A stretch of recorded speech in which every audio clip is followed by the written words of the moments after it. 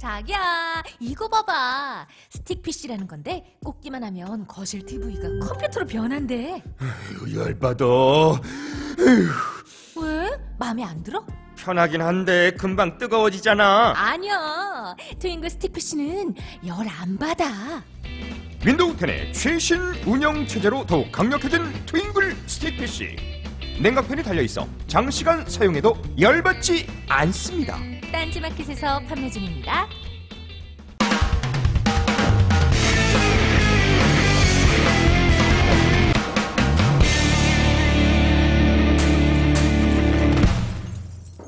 김어준의 파파이스 제 84회 시작하겠습니다.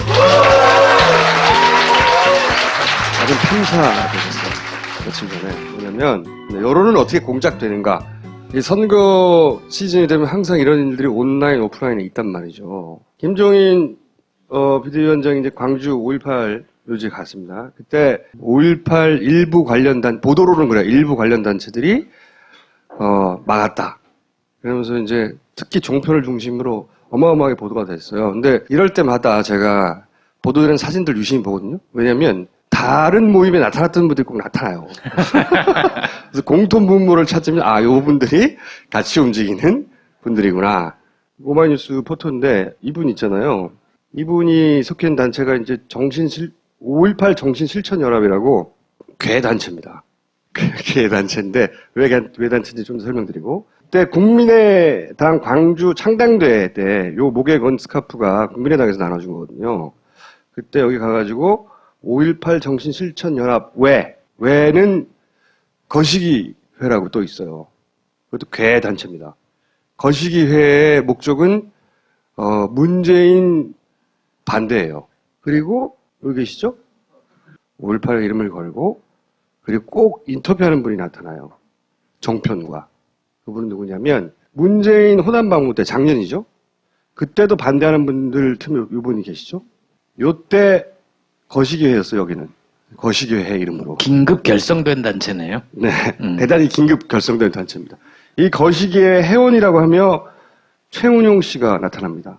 이분은 5.18 민주유공자회 상임고문이라는 타이틀로 활동하시는 분이에요. 등록 단체가 아닙니다. 이 단체는.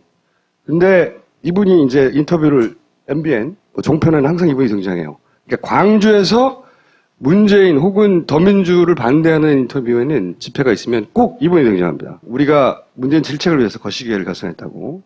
이분은 또 언제 나타나느냐. 문재인 후보가 사퇴하고 나서 1월 27일 동원 채널에서 긴급 기획을 합니다. 호남 민심을 듣겠다며. 이분이 또 나타납니다. 최은용 씨. 더민주당은 호남을 주민속 동정처럼 취급한다며 굉장히 비난을 해요. 그리고 이제 자료 화면에서 또 이분이 나타납니다.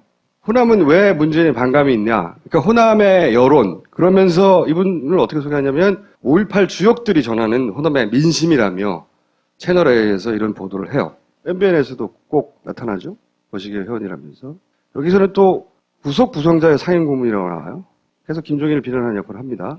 이분이 그러면 언제 이렇게 부상했느냐. 이분은 거슬러 올라가 보면 2012년에 박근혜 지지를 합니다. 유공자회라는 데가 언제 처음으로 언론상에 등장하느냐.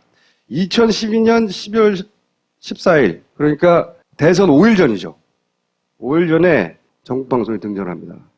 5.18 민주화운동 유공자회와 전국 대학생 모임 등 박 후보 지지선언도 하루 종일 이어졌습니다. 80년대 5.18을 겪은 분들이 군사정권의 후회를 지지한다는 건 말이 안 되잖아요. 앞뒤가 안 맞는 거예요. 지지합니다. KBS 보도가 있고 나서 언론에서 미디어오늘 같은 데서 물어봤어요. 왜냐하면 5.18 관련해서 공식적으로 인정되는 단체는 세 군데가 있습니다. 어디냐면 유족회, 그때 사망하신 분들 유족회, 부상당하신 분들 부상자회, 그리고 구속, 그러니까 세 단체가 있어요. 구속 부상자회. 세 개의 단체, 그리고 5.18 기념재단이라고 있습니다. 90 몇 년에 만들어졌던. 당연히 80년대 일이니까 대부분 지금보다 훨씬 전에 만들어진 단체예요. 그 박근혜 후보를 지지한 단체가 2012년에 만들어졌는데 11년, 12년에 만들어졌어요. 5.18이고 30몇 년 지나고 나서 만들어진 거예요. 말이 되나요? 유공자라는 단체는 법적으로 등록된 단체가 아니고 공식 단체가 3개가 있는데 공식적으로 지지선을 상해 본 적이 없다. 그러면서 임의단체다. 전두환 정권과 박정희 정권을 합리하고 오를 부정하는 거다. 그런 거는 말이 안 된다. 반박 성명을 냈어요. 이 세 단체는. 이명박 정권에서 인밀위한 행정을 없애버렸거든요. 5.18 행사에 대통령이 참석하지 않았어요. 최초로. 그리고 교과서에서 5.18 민주화운동 삭제했고 뭐 이런 일들이 있는데 어떻게 우리가 지지하냐고. 이건 KBS 보도가 안 됐어요. 거시기의 해니 뭐 정신실천연합이니 계속 이제 인터뷰 종편에서 따가는 자료화면을 따고 거기는 조봉훈 한나라당 동부 지부위원장이 같이 있습니다. 이분은 14대인가요? 15대 광주에서 한나라당 그 국회의원 후보로 나오신 분이에요. 30년 지나고 나서 30년 만에 무슨 임의단체가 만들어져가지고 5.18이라는 이름을 앞에 붙이고 박근혜 지지하고 종편에 나와가지고 소위 야권을 분열시키는 의도에 합류하고 이게 어떻게 정상적으로 호남을 대표하는 여론입니까? 그런 개인들이 있을 수는 있지만 호남을 대표하는 여론일 수는 없거든요. 더 거슬러 올라가면요. 이명박 지지 선언됐어요. 그러니까 이것도 대선 직전이죠. 이때 인사들 명단에 보면 이분이 있습니다. 최은영 씨. 아까 그 계속 종편에 인터뷰하신 분. 이분은 또 근데 국민의당 창당 발기인도 됐어요. 이분은 김두관 후보 지지선언 명단에 들어가 있어요. 정상적인 활동인가 이게? 정치적으로? 좀 이상하지 않습니까? 그런 타이틀을 걸고 사실은 분열을 의도하는 거죠. 그리고 대부분의 활동은 실제로는 여당을 지지하고 그리고 종편에 나가서 끊임없이 더민주화, 5.18의 이름으로 더민주화, 문재인을 공격하는 거예요. 정작 그 정상적인 3개 단체와 재단에서는 몰라. 김종인 비대위원장 오는 것에 대해서도 오케이를 했단 말이죠. 근데 이 양반들이 가가지고 5.18의 이름으로 반대하는 것처럼 난리를 피운 거죠. 근데 그 인물들은 다 항상 그 일을 해왔던 인물들이에요. 단체 이름을 바꿔가면서. 그리고 그걸 종편에서는 불러요. 계속. 호남의 여론이라며. 그걸 하루 종일 트는 겁니다. 문재인은 악마예요. 진짜예요. 듣고 있으면 괴물이구나. 이분이 이제 잘 몰랐다고 쳐요. 본인은 그냥 5.18 정신으로 했다고 쳐. 무의식적으로라도 동조하는 건 예전에 군사 정권이 영호남 갈라같이 쳐가지고 지역 감정으로 분열 전술을 쓴 거에 동조하는 것과 똑같은 짓인 겁니다. 이게 본질적으로. 이제 저분은 종편에서 사라지겠네요. 들켰다 이러면서. 근데 이분은 너무 많이 나왔어요. 종편에. 너무 많이 나왔어요. 예를 들어서 문재인 호남 방문이나 이렇게 호남에서 뭔가 시끄러운 일이 있을 때 종편을 틀어보세요. 저분이 나옵니다. 저분이 나와서 끊임없이 노무현을 공격하고 문재인을 공격하고 민주당을 공격해요. 그 핵심 논리 중에 하나는 노무현 시절에 그 전남 도청을 옮겼다는 거예요. 거기서부터 욕은 시작됩니다. 그러면서 악마와 같은 노무현 집단과 이런 얘기예요. 계속. 지난 9월에 한번 다뤘죠. 우리가. 샌더스와 트럼프. 그때 전문가들이 무슨 얘기를 했냐면 트럼프나 샌더스는 후보가 되기 어렵다. 사라질 것이다. 제가 얘기했습니다. 둘 중에 샌더스는 가능성이 있다고. 이 역술은 미국에 같이 미치는 거예요. 저의 역술. 저의 역술은. 샌더스는 가능이 있다. 그리고 언론에서 힐러리가 이겼다고 그러는데 사실은 그 미국 대선 과정의 본질을 잘 몰라서 그래요. 이게 3단계로 이루어져요. 미국 선거는. 어떻게 이루어지냐면 1단계, 2단계, 3단계. 코커스는 당원들끼리 하는 거고요. 프라이머리는 일반인도 참여하는 겁니다. 지역마다 달라요. 주마다. 막 돌아서 뭘 뽑냐면 대의원을 뽑아요. 인구 비례에 따라. 두 번째 단계는 뭐냐면 각 당의 전당대회로 보냅니다. 민주당 전당대회, 그다음 공화당 전당대회. 그 전당대회에서 대통령 후보를 뽑아요. 대통령 선거는 선거인단을 뽑아요. 선거인단. 그래서 이 중에서 절반을 딱 잘라서 270명을 확보하면 그냥 이기는 겁니다. 샌더스가 이긴 겁니다. 사실은. 왜 이긴 거냐? 아이오와에서 민주당은 코커스라고 민주당원들만, 일반인들이 아니라 당원들만 투표를 한 거예요. 일반인들이 참여한 건 뉴햄프시라고 좀 이따가 벌어진 그때 일반인들이 참여하는 거고, 당원들이 참여하는 선거는 당연히 힐러리가 이기는 게 정상입니다. 왜? 샌더스는 민주당원도 아니었어요. 불과 몇 개월 전까지, 1년 전까지는. 자기가 무소속이었단 말이에요. 미국 역사상 최장기간 무소속 상원의원이에요. 민주사회주의자 그룹인가요? 뭐 그런 거였죠. 그러다가 혼자 미국의 대선 후보가 될 길이 막막하니까 민주당이 들어간 겁니다. 그런데 우리 당심 민심 많이 들어봤잖아요. 당심을 가지고 투표를 한 거라고. 민주당도 아니야. 그리고 당심 민심 나올 때 항상 조직 선거 얘기하잖아요. 당연히 힐러리는 조직도 막강해. 왜냐면 남편이 대통령이었고 자기가 민주당으로서 오랫동안 대통령 후보였단 말이에요. 근데 여기서 거의 가져간 대의원수 한 명밖에 차이가 안 나요. 딱 한 명. 4표 차이에요. 4표 차이. 이게 최종이거든요.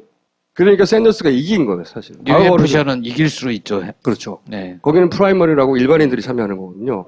근데 샌더스가 운도 좋은 것이 홈그라운드 버몬트주. 버몬트주하고 붙어 있어요. 바로 옆 동네예요.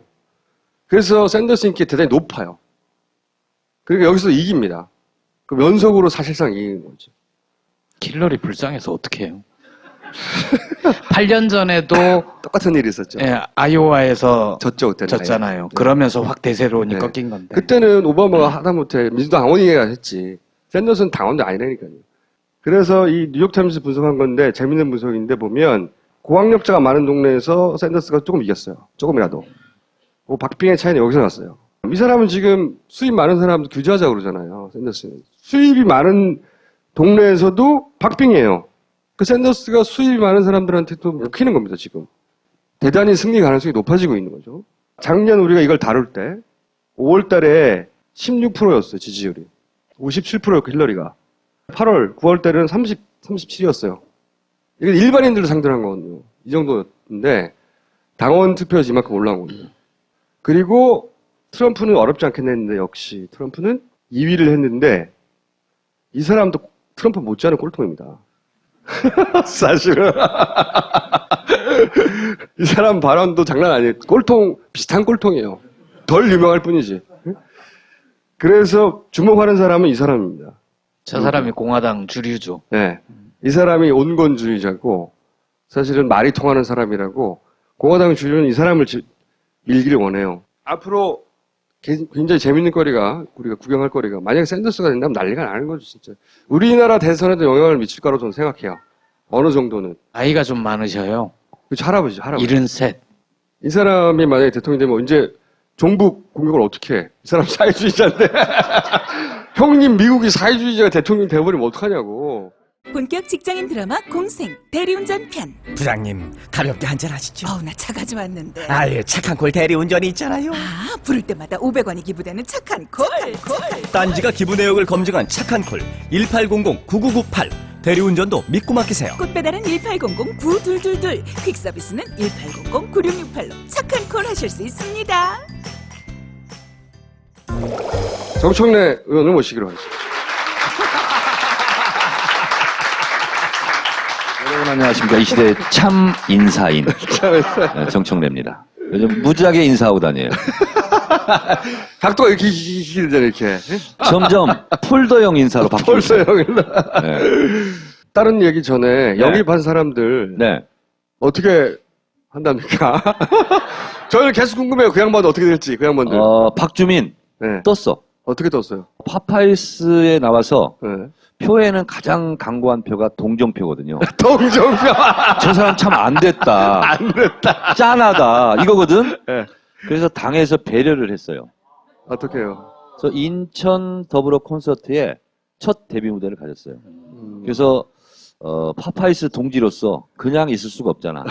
제가 갔어요. 네. 잘했어요. 그래서 오늘 마지막으로 전주에 샜는데 어제 또 떴어. 2번 출격했는데 완전히 패트리어트 미사일이 됐어요. 인기가 실제로 있으신가요? 잘하더라고요. 워낙 집회도 많이 나가고 제가 듣기로 가장 인상적이었던 게 세월호 시행령도 그렇고 그다음에 이번에 누리과정 유아교육법 네. 시행령도 모법을 위반하는 거거든요. 그렇죠. 그러니까 쉽게 설명드리면 법률이 헌법에 위배된 거야. 그럼 헌법재판소에 재판해가지고 그 법률을 무효화시키는 거잖아요. 그렇죠. 대통령령으로 한 거고. 그런데 그것을 본인이 못하게 하는 법을 만들겠다. 박수 엄청 받았어요. 아니 그거는 근데 네. 국회의원이 된 다음에 만들 수 있잖아요. 그렇지.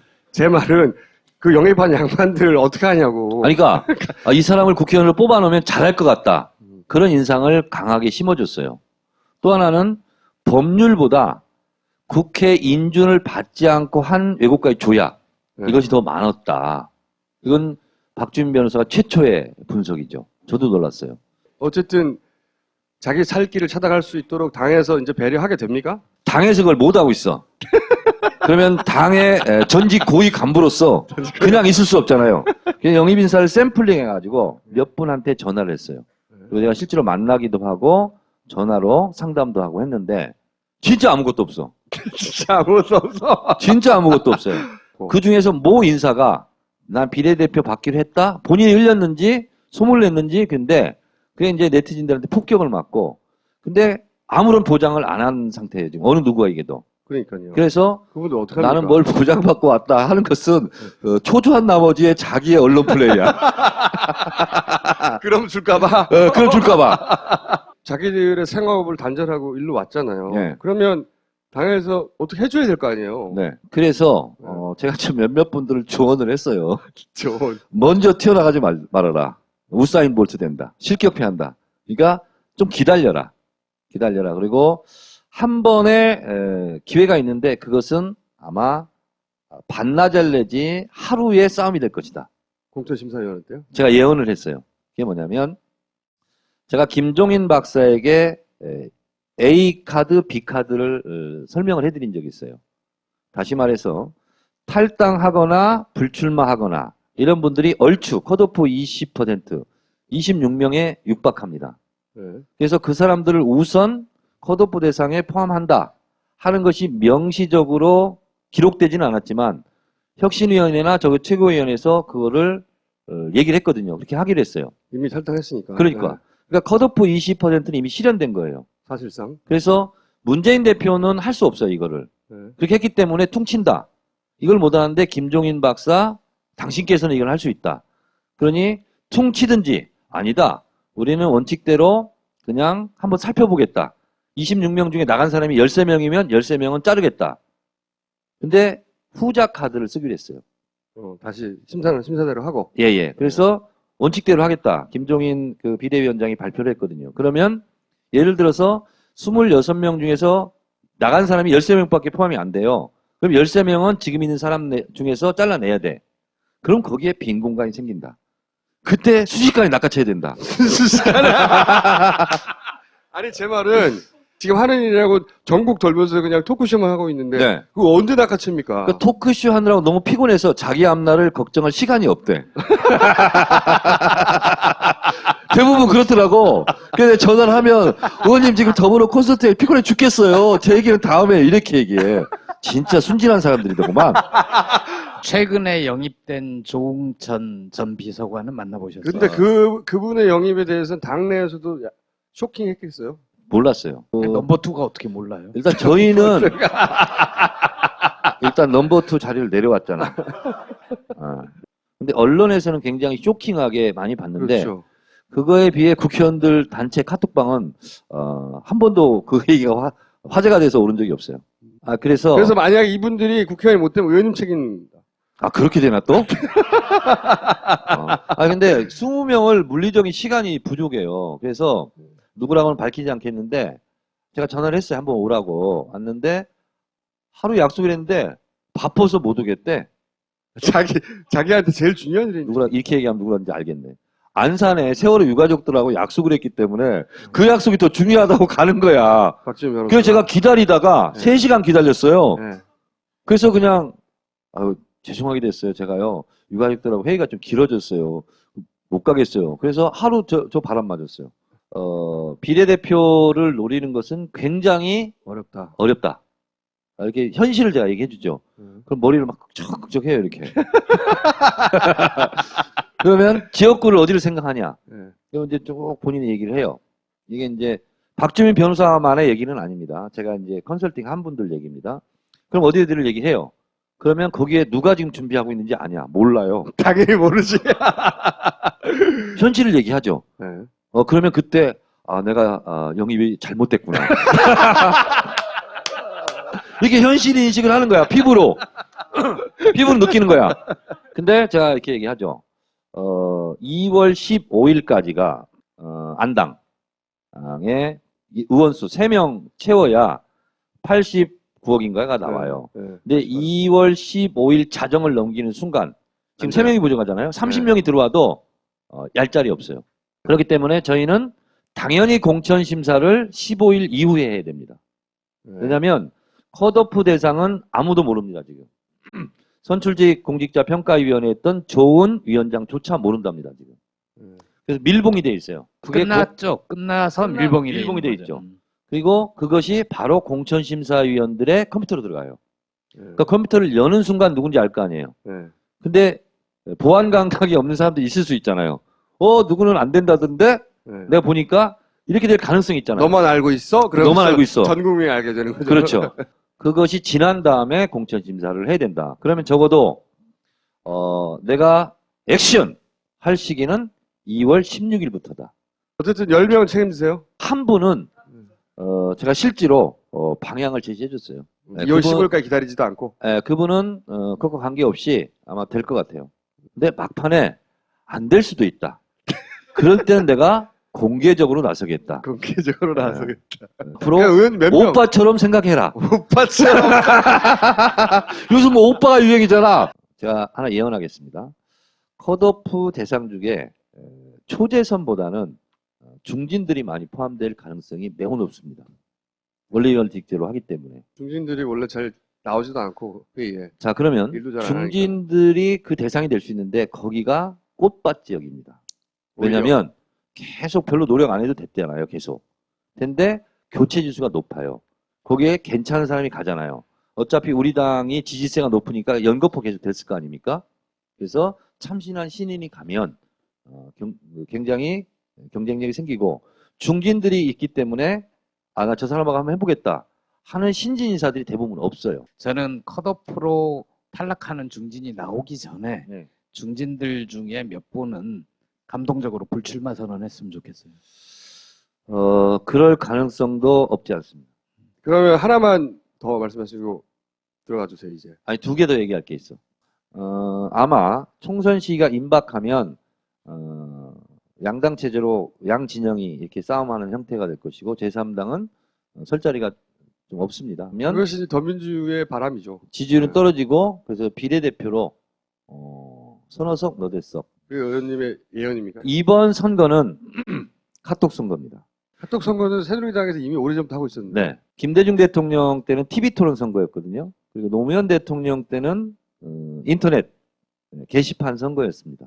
이번 총선은 카톡 선거다. 그렇게 생각합니다. 그래서 실제로 이제 이런 카톡이 와요 하고 이제 허위사실 유포하는 이런 카톡이 되게 많거든요. 뭐 세월호 유가족이 뭐 몇 억 받았더라 뭐 이런 거 한 것처럼. 조직적으로 돌려요, 조직적으로. 그렇습니다. 유민 아빠가 페이스북에 슬픈 거 썼어요. 난 더 이상 버틸 재간이 없어서 잠시 활동을 중지하고 일자리 알아보고 있습니다. 그래서 앞으로 유가족들이 몇 억 받아 먹었다 하는 것은 참을 수가 없다. 다 고소 고발 조치하겠다. 이렇게 페이스북을 썼더라고요. 근데 너무 마음이 아파가지고 그래서 제가 상징적으로 카톡 선거다 이렇게 말씀을 드렸습니다. 그리고요, 또. 지금 이제 안심번호 100% 그 지역 유권자 핸드폰을 받는 거죠. 받아서 그 핸드폰으로 경선을 하거든요. 지난번에 온라인에서 모집한 당원이 얼마가 됐죠? 온라인 당원이 많이 늘잖아요. 그러면 기뻐해야 되잖아요. 근데 제가 막 기뻐하잖아요. 그럼 막 핀잔을 줘요. 왜요? 그 사람들이 결국 전당대회 때 자기를 안 찍을 거다 이거죠. 그러니까 국회의원들은 그걸 두려워해요. 자기가 지역에서 컨트롤할 수 있는 지구당의 당원들을 좋아하지 자기하고 연고도 없는 일반 시민들이 자기 운명을 투표를 결정하는 것에서 안 좋아할 뿐만 아니라 일반 시민들은 친노무현 성향이 많다고 생각하는 거예요. 그렇습니다. 그러니까 탈당파들의 여러 가지 개인적인 성향이 다르더라도 공통된 특징은 뭔지 아세요? 하나로 말씀드리면 전당대회 모바일 투표 하지 말자. 그러니까 이겁니다. 일반 시민이 참여하는 건 싫다예요. 저는 친노도 비노도 아니고 홀로. 불의에는 경로. 소주는 진로를 마십니다. 설이 다가오고 있습니다. 예, 하여튼 설 명절 잘 보내시고 내려가시는 분, 올라오시는 분 많을 텐데 제사 지내고 나서 떡국 드실 때 이렇게 저렇게 파파이스에서 들었던 그런 것들을 많이 전파해 주시기 바랍니다. 그리고 부모님에게도 파파이스 있잖아요. 이거 어플리케이션 깔아드리고 꼭 보시라고. 새해 복 많이 받으세요. 감사합니다. 꽃이 작곡을 통해 우리는 전혀 새로운 작곡을 보았습니다. 꽃씨 잡곡의 붉은 누룩을 발효한 건강한 홍국살은 잡곡에 대한 경험을 완전히 바꿔놓았습니다. 지금까지 마트에서 만났던 잡곡들과 달리 꽃씨 잡곡은 마술과 같은 식감을 선보입니다. 이것은 잡곡을 다루는 전혀 새로운 차원의 방식이죠. 엠푸드의 꽃씨 잡곡 어디서 만나볼 수 있냐고요? 지금 딴지 마켓에서 만나보실 수 있습니다. 노회찬 전 의원을 모시겠습니다.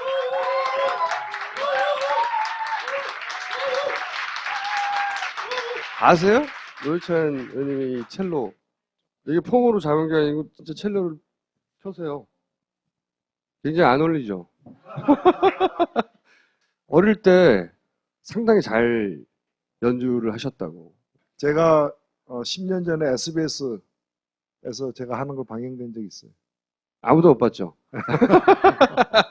최근에 출마 선언을 했습니다. 다 아시겠지만. 그리고 그게 우리가 알고 있던 노원이 아니에요. 노원이 아니고 창원으로 가신다고. 당연히 이제 안철수 새누리당 후보 모 씨, 그리고 노회찬 3자 구도에 대한 말들이 많았는데 왜 본인의 지역구, 본인이 2번 국회의원을 하신 지역구를 버리고 그리로 가시는 겁니까?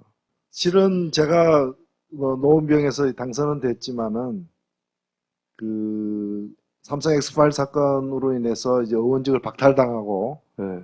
제가 박탈당하니까 이제 안철수 의원이 글로 이제 잠입했죠. 그때 뭐 정치 도의가 아니다 이런 얘기도 많이 있긴 했어요. 네. 예, 그러나 뭐 그분도 뭐 그게 출마할 자격은 있었으니까 이제 그렇게 됐고, 그 후에 재보궐선거가 있었는데 이제 당의 필요에 의해서 제가 동작구로 출마를 했었습니다. 또 떨어졌죠. 예. 네. 박빙패. 예, 뭐 그렇게 되면서 좀 제가 지역구가 이제 공중에 떠 있는 그런 좀 상태가 되었고, 선거가 다가오면서 원래의 지역구였던 노원구로 출마해야 된다는 요청도 있었고요. 또 뭐 창원 출마도 작년 10월부터 공식적으로 이제 저희 경남도당에서 요청을 줄곧 해왔고, 최근에는 광주, 광산, 광주시당에서 또 광주에 출마하라고 해서 뭐 굉장히 그걸 때문에 논란이 많았습니다. 그리고 많은 검토와 고민들이 있었고요. 또 논의가 있었고, 또 심지어는 무슨 여론조사까지도 해보고 뭐 이런 결과 저희 같은 경우는 솔직히 선수가 그렇게 많지 않습니다. 좀 당선 가능한 선상에 있는 선수가 다른 당만큼 많지 않기 때문에, 또 저희들이 또 전략적으로 중요한 요충지는 몇 군데가 있고, 그 중에서 이제 저를 창원에 내보내는 것이 당의 좀 장기적 발전에 이번 선거만이 아니라 굉장히 이제 제일 좀 보탬이 된다고 판단들을 해서 간 겁니다. 그러니까 다른 데는 가면 안 되기 때문에 안 간 것이 아니라 다 갈 만한 이유와 또 갔을 때의 전망 이런 게 있었는데, 저도 사실은 그런 의미를 생각하면 창원으로 가는 것이 가장 의미가 크다고 생각했고, 그러나 또 당선 가능성 이런 거 생각하면 창원이 사실 제일 좀 불리한 지역이기도 합니다. 이제 그 지역에서는 야당이 2번 당선됐는데 둘 다 민주노동당 권영길이었고요. 네, 그랬죠. 그때는. 예, 그다음에 지난번 선거에는 이른바 통진당 후보, 네. 그다음에 노동당 후보가 붙어가지고 단일화를 못하는 바람에 새누리당으로 넘어간 지역이에요. 네. 그러면 더민주 쪽의 예비 후보가 대의에 동의해서 그러면 내가 양보할게 이럴 리도 없고, 그 지역에 지난번에 새누리당이 야권 분열, 진보 후보 분열로 당선됐다고 제가 좀 말씀드렸죠. 네. 그때 새누리당이 약 48% 얻었어요. 네. 그런데 그때 지난번 선거에 42%를 얻고 떨어진 통진당 후보가 있어요. 네네. 그분도 지금 예비 후보로 출마를 했어요. 그분하고는 또 어떻게 하실 생각? 그러니까 이게 문제가 되면 그분이 문제가 되는 것이지. 최소한 이 3자가 야권에서 본인이 스스로 물러날 생각은 아무도 없을 거란 말이죠. 제가 출마 선언을 2월 1일 날 했는데, 제가 출마 선언 하기 전에 이분들은 이미 예비 등록을 한 사람들이에요. 네. 하면서 그 더민주 후보도 네. 그렇고 지금 말씀드린 무소속으로 나가는 네네. 지난번에 아이스하게 떨어진 그분 네. 두 분 다 야권연대 하겠다라고 선언을 했어요. 야권 연대는 하겠다. 예, 왜냐하면은 지난번 선거에 대한 어떤 상처가 굉장히 깊은 지역이에요. 네. 야권연대 하겠다라고 출마 선언하면서 강하게 이제 약속을 한 그런 상태예요. 그런 상태이기 때문에 뭐 제가 출마함으로써 야권연대가 어려워지거나 뭐 그런 문제는 아니고, 제가 걱정하는 거는 뭔가 하면 딴 문제예요. 어떤 겁니까? 딴 문제인데 뭔가 하면은 여기가 좀 더 험지인 건 사실이에요. 그래서 어찌 보면 야권연대 필요성이 훨씬 더 큰 지역이기도 한 거죠. 단일화의 방안에 대한 아이디어는 있으세요? 아니요. 이건 뭐 이미 단일화 하겠다고 그 후보들이 약속을 한 상태고, 또 이 경남 지역이 전국에서 단일화 실적이 제일 높은 지역이에요.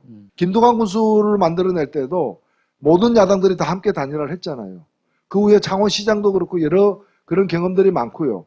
그 다음에 더민주의 경남도당에서 지지난주에 야권 단일화를 하겠다라고 더민주 중앙당에 도당의 결의를 보내봤어요. 그 방식과 절차의 문제지 기본적인 합의의 정신은 있다 이미. 더민주도 경남에서는 사실은 비주류인 거예요. 그래서 경남에 있는 야당들이 김해에서, 거제에서, 혹은 양산에서 이런 또 이 경남의 다른 지역에서 야권연대 필요성이 대단히 높은 지역이에요.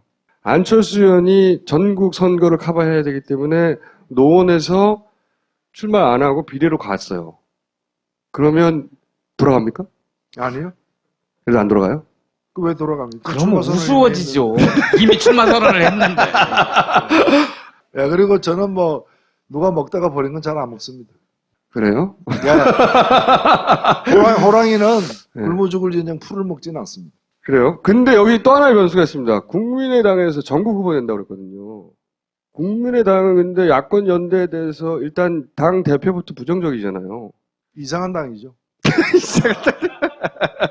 아니 그러니까 저는 그 야권 연대를 안 한다고 하는데 아니 지금 야권 지지자들, 여권 지지자들은 뭐 좀 생각이 다르겠지만 야권 지지자들은 여러 조사에서 이번 총선에서 이기기 위해서 야당들이 협력해야 된다라고 얘기를 하고 있어요. 그러니까 국민의당에는 많은 분들이 있지만 없는 게 하나가 있어요. 국민이 없어요.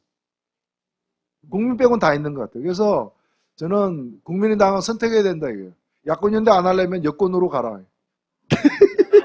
여권 연대해라 이거예요. 그러니까 본인의 정체성이 야권인지 여권인지 밝혀야 된다. 이거예요. 지금 지적은 아주 명쾌하나 실제로 안 한다고 나오면 야권 연대 골치 아파지는 거 아닙니까 거기서? 뭐 기초 공천 안 하겠다 하겠다 해놓고 또 했잖아요. 예, 뭐 그런 걸 많이 봤습니다. 뭐 많이 봤기 때문에. 의석수 줄이겠다. 뭐 이런 의석수 것도. 줄이겠다 해놓고 또 그건 아니다라고 이렇게 했고요. 이게 나중에 이제 선거 막판 되면 다 급해지니까 다 이 논의 속에 들어올 것이라고 생각하시는 거예요? 물론 속단하기는 어렵습니다만 저는 뭐 그런 고집이나 체면이 중요한 것이 아니라 실제 정권 교체하겠다고 얘기하면서 그러려면 총선 승리가 필수적인데 총선 승리에 관해서는 얘기하지 않고 총선에서 보면은 총선에서 야당의 다른 당을 누르겠다는 것이 목표 아니에요? 지금 그렇죠. 그래서 제가 의심하는 거예요. 귀하는 야당인가 여당인가 밝혀달라. 예, 알고 싶다. 그것이 알고 싶다. 이게. 이제는 말할 때가 됐다. 이게. 김종인 체제로 넘어갔고 정권을 글로 넘어갔는데 그분이 문재인 대표가 심상정 대표하고 그렇게 합의했다고 해서 고스란히 그 합의를 다 받아 안을까요? 그 합의가 지금까지 법적 구속력이 있는 건 아니지만은 어느 정도 이제 면면이 이어갈 것으로 뭐 기대와 예상을 하고 있지 않느냐. 그리고 제가 볼 때 지금 지도부도 그걸 뭐 지금 당장에는 공천을 하는 마당이니까 공천을 하는 과정에서 다른 당보다 좀 더 돋보이는 사람을 공천하고 싶은 게 당연한 이제 욕구이고 그런 마당에 나중에 올 파트너. 예, 그 부분을 얘기하는 거는 좀 이른 거죠. 순서상. 순서가 아니다. 예, 그렇기 때문에 지금 당장에 급하게 얘기하지 않을 따름이지 그 합의 정신은 저는 이어질 걸로 예상하고 있습니다. 그러면 지금 그 정신은 기본적으로 총선뿐만 아니라 앞으로 이어지는 차기 대선까지 쭉 행보를 같이 한다는 기본 정신에서 만들어진 합의인가요?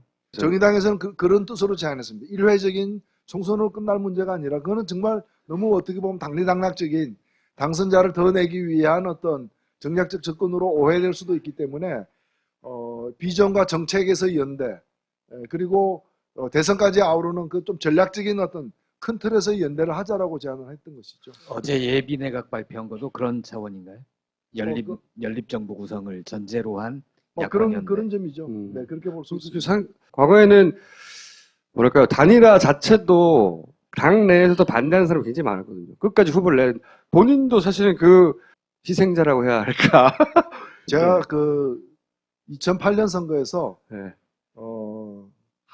새누리당 후보가 43%를 얻고 제가 40%를 얻었는데 또 다른 야당 제1야당 후보가 16%를 얻어가지고 네. 야권 연대가 안 됐을 때의 쓴맛 것을 본 적이 있죠. 그리고 본인도 원흉이 된 적도 있어요.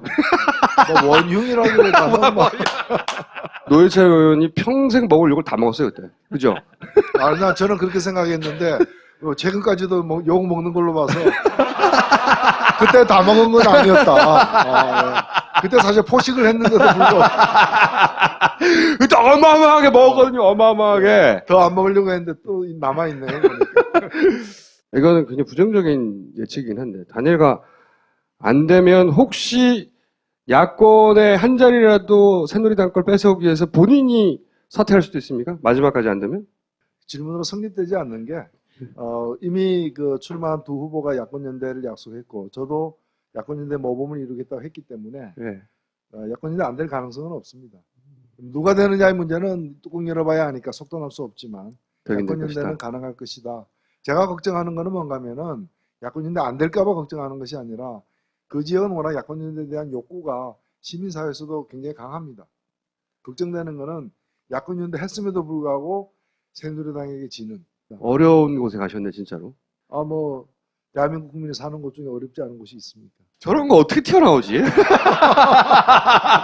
바로. 안철수 의원의 탈당, 창당, 그간의 행보에 대해서는 총평을 하면 어떻습니까? 예, 본인이 나름대로 문제의식과 의지를 가지고 시작한 일이고 또 국민들도 초기에는 많이 이렇게 기대와 호응을 보여줬던 것 같고요. 이번에 보니까 본인이 마지막 실험이다, 마지막 도전이다. 어저께 이제 창당대에서 그렇게 말씀하셨는데 굉장히 공감이 많이 되고요. 아니 그러니까 뭔가 고난도에 있는 것 같아요. 예. 어떻게 이렇게 먹일 수가 있지? 아니 그러니까 그 말은 이제 본인으로 다 건다고 그랬잖아요. 그러니까 되든가 안 되든가 이게 안 되면 또 어떻게 하고 이러지는 않겠다는 뜻이기도 하고 또 되길 바라고 이제 된다는 뜻이니까 양당 간에 하여튼 그거는 제가 볼 때는 마지막일 것 같다. 이렇게 아니 전 말씀하신 그대로를 이제 공감한다 이런 것이죠. 그리고 또 상대 측에서 굉장히 논란이 됐던 문재인 전 대표의 행보에 대해서 어떻게 생각하십니까? 제가 정치를 그렇게 잘 모르지만은 최선이 아니면 차선이 아니면 차악을 택하는 것이 정치다라고 이렇게 배웠고 그렇게 공감을 하는데 저는 그런 선택을 한 것 같아요. 그게 최선은 아닐지 몰라도 할 수 있는 차선 내지 혹은 더 나쁜 것을 피했다는 점에서의 차악의 선택이지는 않았는가. 그 무리한 요구들을 거부한 거는 그건 전 상식이라고 보고요. 상식이라고 보고 그럼에도 불구하고 당을 살리기 위해서 또 승리로 끌기 위해서 본인이 물러났죠. 안 물러나도 될 일인데 따지고 보면은 물러난 것도 저는 용기라고 생각되고 그 시점도 그렇게 늦지 않았다고 저는 생각합니다. 그리고 무엇보다도 김종인 체제를 만들어내고 물러난 것은 굉장히 잘한 일 같습니다. 저쪽에 김무성 대표에 대해서는 어떤 글쎄요, 얼마 안 남은 것 같아요. 총선 끝나면 떨어져 나갈 것이다? 아니요, 총선은 당선될 것 같고요. 제 말은 총선이 끝나고 나면 일단은 당 대표 뽑는 선거가 있죠. 네. 7월 달에. 그러니까 그 선거는 출마를 안 할 거고. 그러니까 그 다음에는 국회의원으로 아마 활동하시겠죠. 그 새누리당의 대선 후보로서의 영향력과 지위는 점점 줄어들거나 없어질 것이다, 역할이? 보는 사람마다 달리 보일 수는 있는데 저는 처음부터 그랬어요. 본인이 아마 알고 있을 것이다. 자신이 대선에 나가지 않는 것을. 본인이 그렇게 생각 안 하시는 것 같던데. 지난해에도 제가 어디서 그 지적을 했는데 본인이 7월 달인가 자신은 대선 그 후보로서의 그 자격이 없는 사람이다. 그런 얘기를 한 적이 있어요. 그렇지만 국민이 원하기 때문에 할 수 없이 나왔다 이거 아닌가요? 별로 원하지 않습니다. 반기문 총장 지금 거론되잖아요. 자격이야 사실은 법적인 자격은 있죠. 정치적인 의미에서 자격이 있느냐에 대해서는 저는 적절치 않다라고 사실 보고 있고요. 다만 제가 나오라 말라 이렇게 재단할 수 있는 사람은 아니니까 아마도 새누리당에서 거론되는 후보들이 다 아웃될 때 본인에게 기회가 주어질 것이다. 그러지 않으면 그 기회도 쉽게 주어지는 것은 아니다. 이렇게 생각합니다. 그럼 지금 현재 기준으로는 누가 제일 유력하다고 보십니까? 새누리당 쪽에서는. 한 1년 있으면. 오히려 전혀 거론 안 되는 쪽에서 박심을 아는 누군가가? 새누리당은 그간에 삼김시대 이후에도 삼김 정치를 하던 사람들이 계속 하고 있고, 혹은 삼김 이전 시대. 그렇죠. 상김보다 이전. 예, 삼김 이전 시대. 박정희 시대에서. 예, 아직도 이제 지금 등장해서 하고 있잖아요. 예. 그러니까 지금 어찌 보면은 그 철기 시대에 청동기와 신석기가 이렇게 이렇게 그런 상황인데, 오히려 이 모든 걸 뛰어넘는 삼김 이후 시대, 젊은 그런 주자들이 기왕에 김무성 대표만 하더라도 사실은 김영삼 전 대통령께 따라다니면서 그 정치를 배웠고 지금 그걸 약간 흉내내는 사람이잖아요. 네. 그러니까 새로운 정치가 아니라 낡은 정치를 부분적으로 재현하는 사람 정도인데, 이런 것이 아니라 완전히 우리나라 새로운 보수, 젊은 보수, 합리적 보수 이런 기치로 해가지고 신세대가 나올 경우에는 제가 볼 때는 현재의 야당보다도 진화가 더 빨라지고 그렇게 되면은 굉장한 파급력, 경쟁력을 가질 수도 있다. 그런 후보군 중에 염두에 두신 분이나 이 사람들이 나오지 않을까 하는 사람들이 있긴 있으신 거죠, 지금. 예, 지금 생각하는 사람하고 똑같습니다. 무슨 생각들 하셨어요? 혹시 정의당의 대선 후보가 되는 거예요?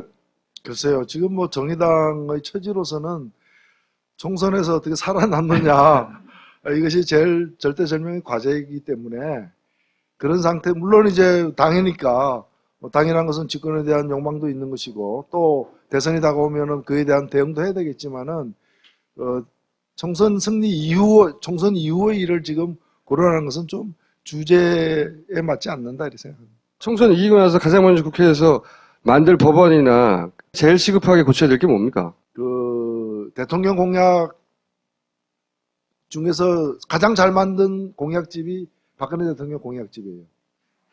세상을 바꾸는 약속. 제 아주 그 애독서예요. 세상을 바꾸는 약속. 제가 이게 두 권이 있다면은 이제 한 권밖에 없는데 두 권이 있다면은 박근혜 대통령에게 선물하고 싶어요. 왜냐하면 본인이 안 읽어본 것 같아요. 그러니까 선물을 해도 안 받을 것 같아요. 근데 이 세상을 바꾸는 약속인데 이 책을 다시 읽는다면은 제목을 바꿔야 돼요. 약속을 바꾸는 세상. 제가 이 책을 보면서 느낀 게 뭔가 하면은 솔직히 정치인들의 약속, 특히 대통령 후보의 약속 중에 안 지켜지는 것이 있잖아요. 많죠. 예. 다른 대통령도 그랬고. 예. 근데 대통령 스스로의 약속을 안 지키는 대통령은 많았지만 자기 약속을 정면으로 반대로 위배하는 대통령은 처음이에요. 해고 요건 강화 이렇게 돼 있어요. 해고를 어렵게 하겠다가 공약이에요. 근데 지금은 쉬운 해고를 그렇죠. 밀어붙이고 있잖아요. 그것 때문에 경제가 어렵다고 막 화내고 막 그래서 저는 속이 탄다 그러고. 제가 국회의원이 되면 제1호 법안을 해고를 어렵게 만드는 법안이죠. 그래서 박근혜 대통령의 공약을 실현하는 진짜 그래서 저는 5개의 공약은 제 최대 5개의 공약은 전부 다 박근혜 대통령이 약속을 했지만 이렇게도 있어요. 대기업이 중소기업을 갖다가 이렇게 원청 하청 관계 속에서 괴롭힐 때 징벌적 손해배상 제도를 도입하겠다. 엄청나게 좋은 게 있어요. 이거 안 하고 있어요. 그래서 이런 것만 해가지고 진짜 진박이 누구냐?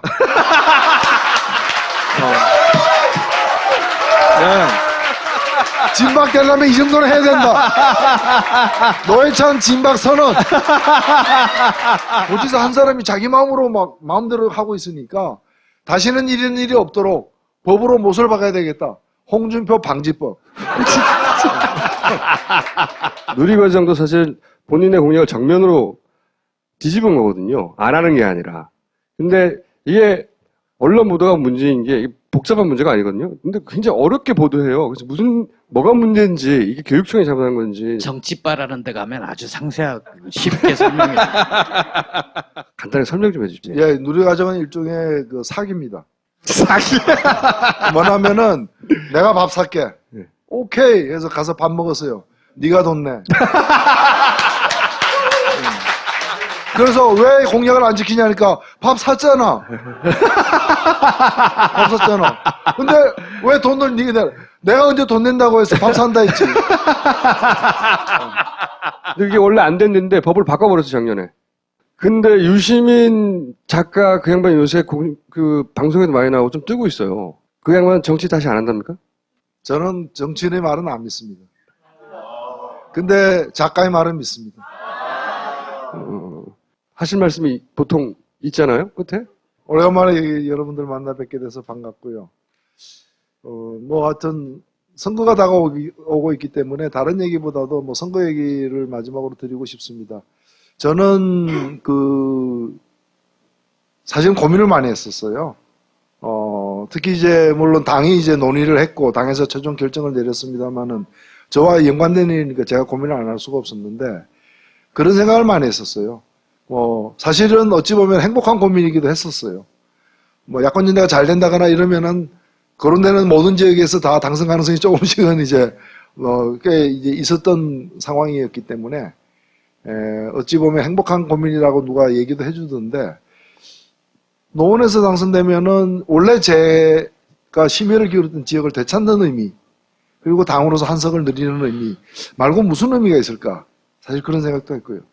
광주에서 만일 당선된다면 물론 거기서도 한석을 얻게 되겠지만은 어차피 거기는 야권이 이렇게 지배하던 곳인데 호남에서의 지금 정치는 제가 볼 때는 야권의 맹주를 누구로 하느냐의 정치예요.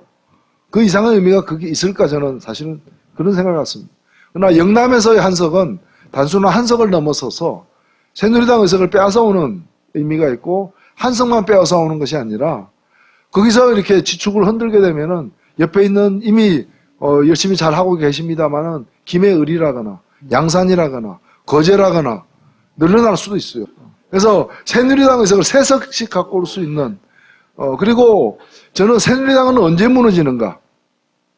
호남에서 A 야권에서 B 야권으로 이니셔티브가 넘어가면 새누리당이 무너지는가? 그렇지 않습니다. 영남에서 밑돌이 빠지면 새누리당 무너집니다. 자, 오늘 여기까지 하겠습니다. 박수 부탁드립니다.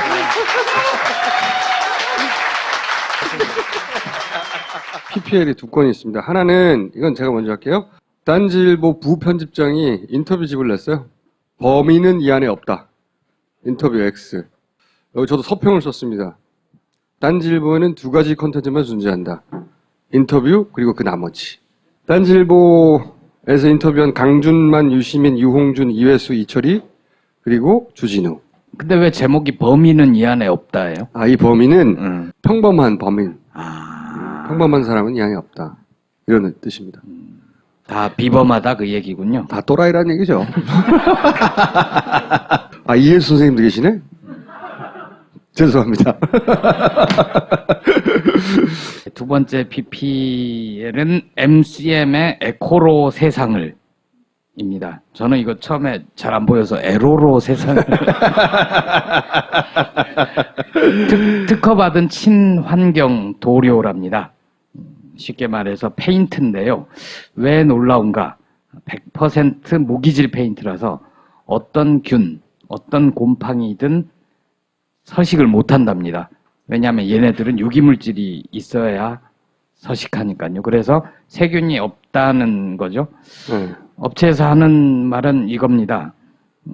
에코로 세상을 바른 곳에서 2년 내 곰팡이가 발생한다면 무료로 재시공을 하겠다. 요양원 같은 데서 지금 주문이 쇄도하고 있다고. 네. 무취, 완전히 냄새가 없는 친환경 도료라고 하고요. 이겁니다. 도료인데 이렇게 팔아요. 에로로. 녹색 에너지 대상. 항곰팡이, 항균, 항아토피, 항새집 증후군, 항 나쁜 거 전부 이런 겁니다. 100% 무기질. 퀴즈 잠깐 풀고 갈게요. 그러니까 개표가 돼야 발표가 돼야 되는데 개표가 완료되기 전에 된 이런 현상들이 선관위 공식 문서상 기준 시간으로 있다. 이거 어떻게 할 거냐. 그런 데가 1000군데가 넘는다. 그게 연화현상이죠. 영루정 미스테리는 특정 후보의 투표함이 마지막에 몰려서 열리는 게 가능하냐. 그런 얘기 했고요. 그리고 또 이제 미사현상, 미분류표. 이 모집단이 워낙 크니까 당연히 양대 후보, 박근혜, 문재인 이 득표한 거에 유사한 비율로 미분류가 분류돼야 할 텐데 이 미위 분류표는 일방적으로 박근혜 후보에게 유리하도록 결과 지어졌다. 왜 이런 현상이 벌어졌느냐? 미사 현상. 그게 아무래도 박근혜 후보 지지자들이 연령대가 높다 보니까 선에 도장을 잘못 찍어서 그런 거 아니냐. 뭐 이런 얘기도 있었는데 그렇지 않다. 오히려 나이 많은 지역에서 미사 현상은 적다. 평균 연령이 낮고 문재인 우세 지역에서 오히려 미사 현상은 끊임없이 발생했다. 그러면 17대에도 그런 현상이 있었느냐? 노원구를 하나 샘플로 뽑아가지고 보여드렸어요. 17대에서는 보세요. 정동영이 23%, 이명박 47%, 이게 일반 득표율입니다. 그런데 미분류에서는 각각 24, 50. 그러니까 격차가 1.4%밖에 안 나요. 이 정도는 있을 수 있는 일입니다. 18대에서는 노원구에서 문재인 후보가 이겼어요. 52%로. 종합적으로는. 그런데 미분류에서는 36%밖에 안 나옵니다. 이상하지 않느냐. 17대에서는 미사 현상이 없다 이거예요. 이걸 조금 더 들어가 봅니다. 조금 더 들어가 보면 이명박, 정동영, 박근혜, 문재인 그러니까 격차가 가장 적었을 때 일반 득표에서 격차가 가장 적은 투표구, 많은 투표구 이런 걸 내본 거예요. 최소, 최대 뭐 이렇게 내본 겁니다. 그래서 어떤 데서는 일반 득표율보다 좀 높게 나오고 어떤 데서는 좀 적게 나올 수도 있잖아요. 평균 했더니 1.5%지만 그래서 증가한 곳은 97개, 감소한 곳은 23개, 뭐 이런 식으로 쭉 구분이 돼요. 근데 눈여겨볼 곳은 바로 이겁니다. 득표차가 마이너스 10% 이상 크게 나는 곳. 그러니까 일반 표를 깠는데 그 득표율보다 미분류에서 10% 이상 차이 나는 곳, 마이너스가. 미분류가. 그런 지역은 없어요. 둘 다. 120개 중에. 이게 정상이죠. 마이너스 10만큼 차이 난다는 건 오차 범위를 넘어가는 거거든요. 그러니까 통계 내에 오차 범위 내에 다 있다는 겁니다, 이게 대부분. 그런데 18대에 보세요, 이제. 박근혜, 문재인. 문재인 후보는 노원구의 120개 투표구 전체에서 본인의 득표율보다 더 낮게 득표했어요. 미분류가. 한 군데도 예외 없이 다 본인의 평균 투표율보다 더 낮게 득표했다고요. 더군다나 그 중에서 10% 이상 크게 차이 나는 곳이 105개나 됩니다. 한두 군데 그럴 수 있다고 쳐요. 120개가 있는데 120개 전체에서 평균보다 더 낮게 받았어요. 근데 그 중에서도 10% 이상의 격차가 발생하는 곳, 17대에서는 한 군데도 없었는데 이명박, 정동영이 여기서는 105개나 됩니다. 120개 중에. 대부분 10% 이상 넘었다는 거예요.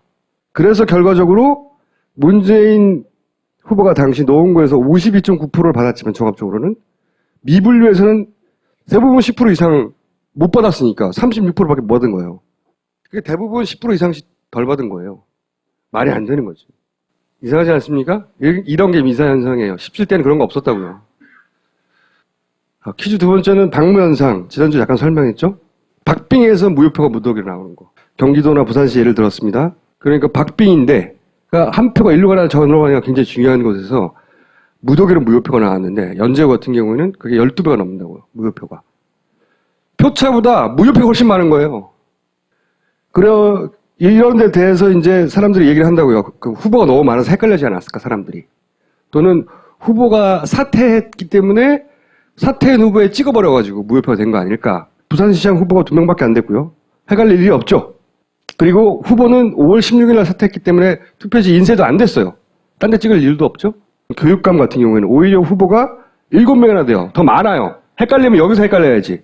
교육감은 진보 후보가 당선됐는데 부산시장은 박빙으로 새누리당 후보가 당선이 됐고 그리고 그 새누리당에 당선된 표보다 훨씬 많은 수, 몇 배의 수가 무효표로 나왔고 그 무효표 때문에 사실은 당선이 안 된 거나 마찬가지예요. 오거돈 무소속 후보는. 그런 현상이 박무현상이다.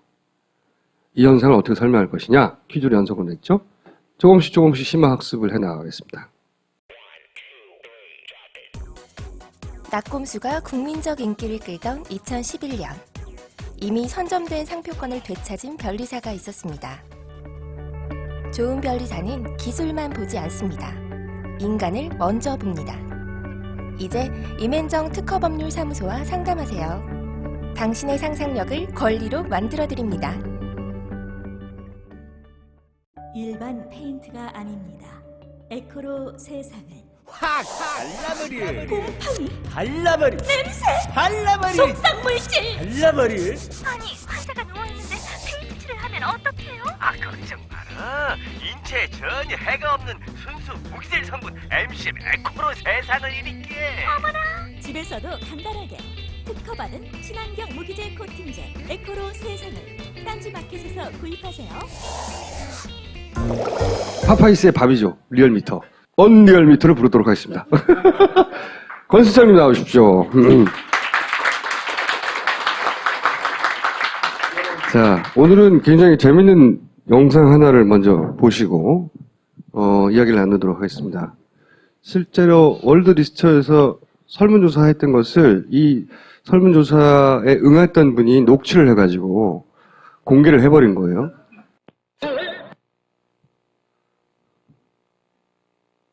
이렇게 네 분이 다 새누리당 후보로 나오려고 하는데 강용석이는 지금 용산에서 나온다고 지금 이미 저 사무실까지 얻어놓고 한다니까요? 글쎄 그건 저희는 몰라요. 저는 자체 조사라며요, 자체 조사라며. 네네, 저는 자체 조사로 지금 현재 월드리서치에서 여쭤보는 겁니다. 아니, 그러니까 자체 조사인데 그것도 모르는 사람들이 무슨 여론조사를 한다 그래요.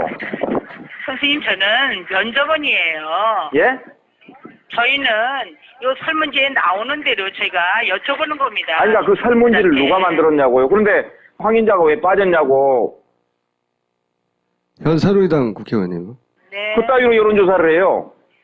예, 저는 있는 대로 여쭤봐야 돼서 그렇습니다. 근데 저 성함이 누구세요?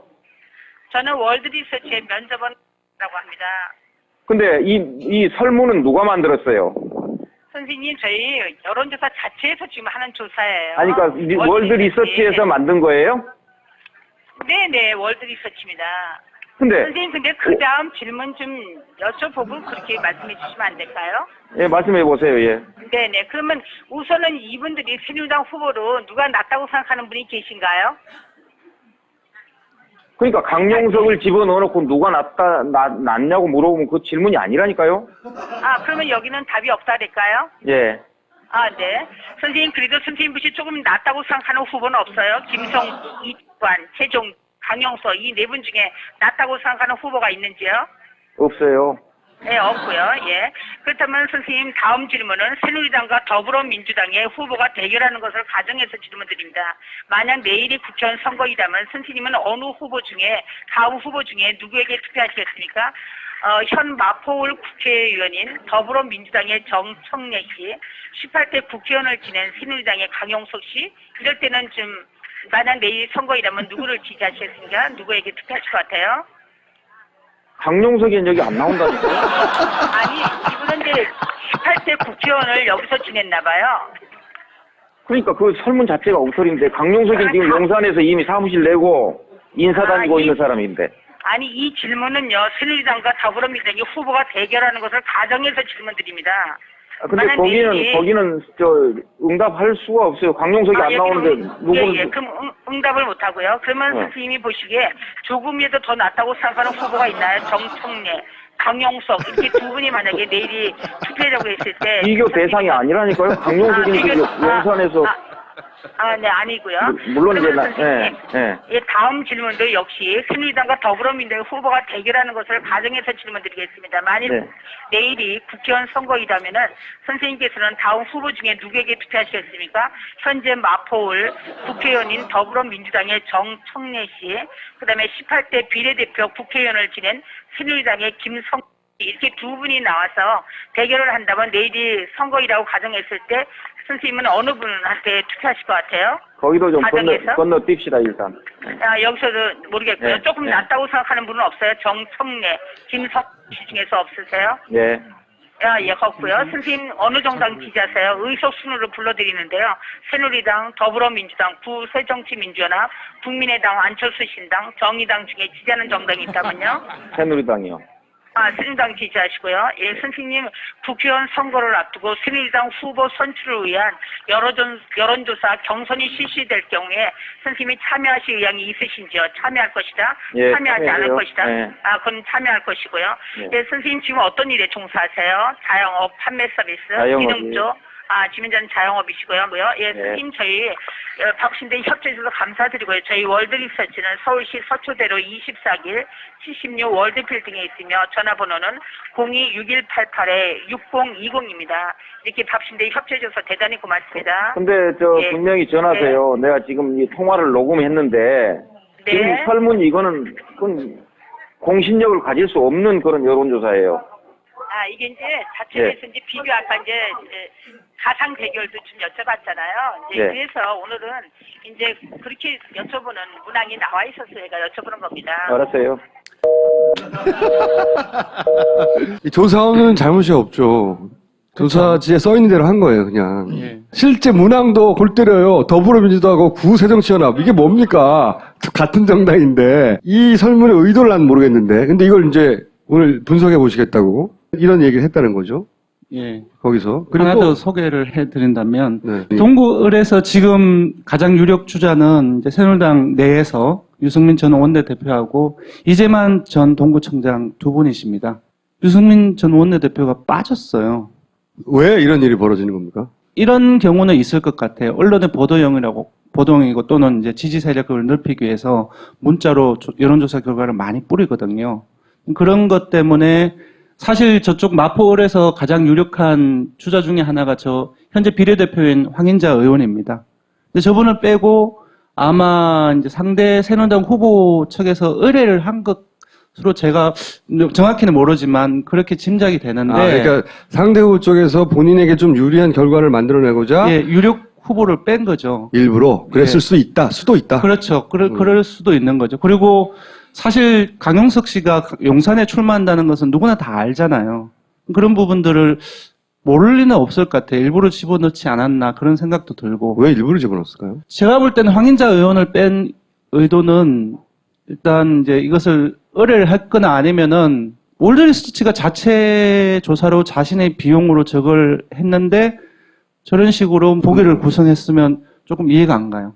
중앙선거 여론조사 공정심의위원회 줄여서 여심이라고 하는데 여심위에 항상 언론 보도용 공표되는 것은 올리게 되어 있습니다. 이거는 좀 의도가 좀 보이는 것 같아요. 왜냐하면 어느 쪽에서 의뢰를 한지 모르겠지만 아마 여기서 가장 유력 후보가 이재만 후보니까 이재만 후보 쪽에서 의뢰를 하지 않았나 싶어요. 뭐 그건 추정이고 어쨌든. 예, 네. 추정이지만 그래서 유승민 의원이 만약에 들어가면은 이재만 의원의 지지율이 떨어지니까 언론 공개를 했을 때 아무래도 좀 효과성이 떨어지겠죠.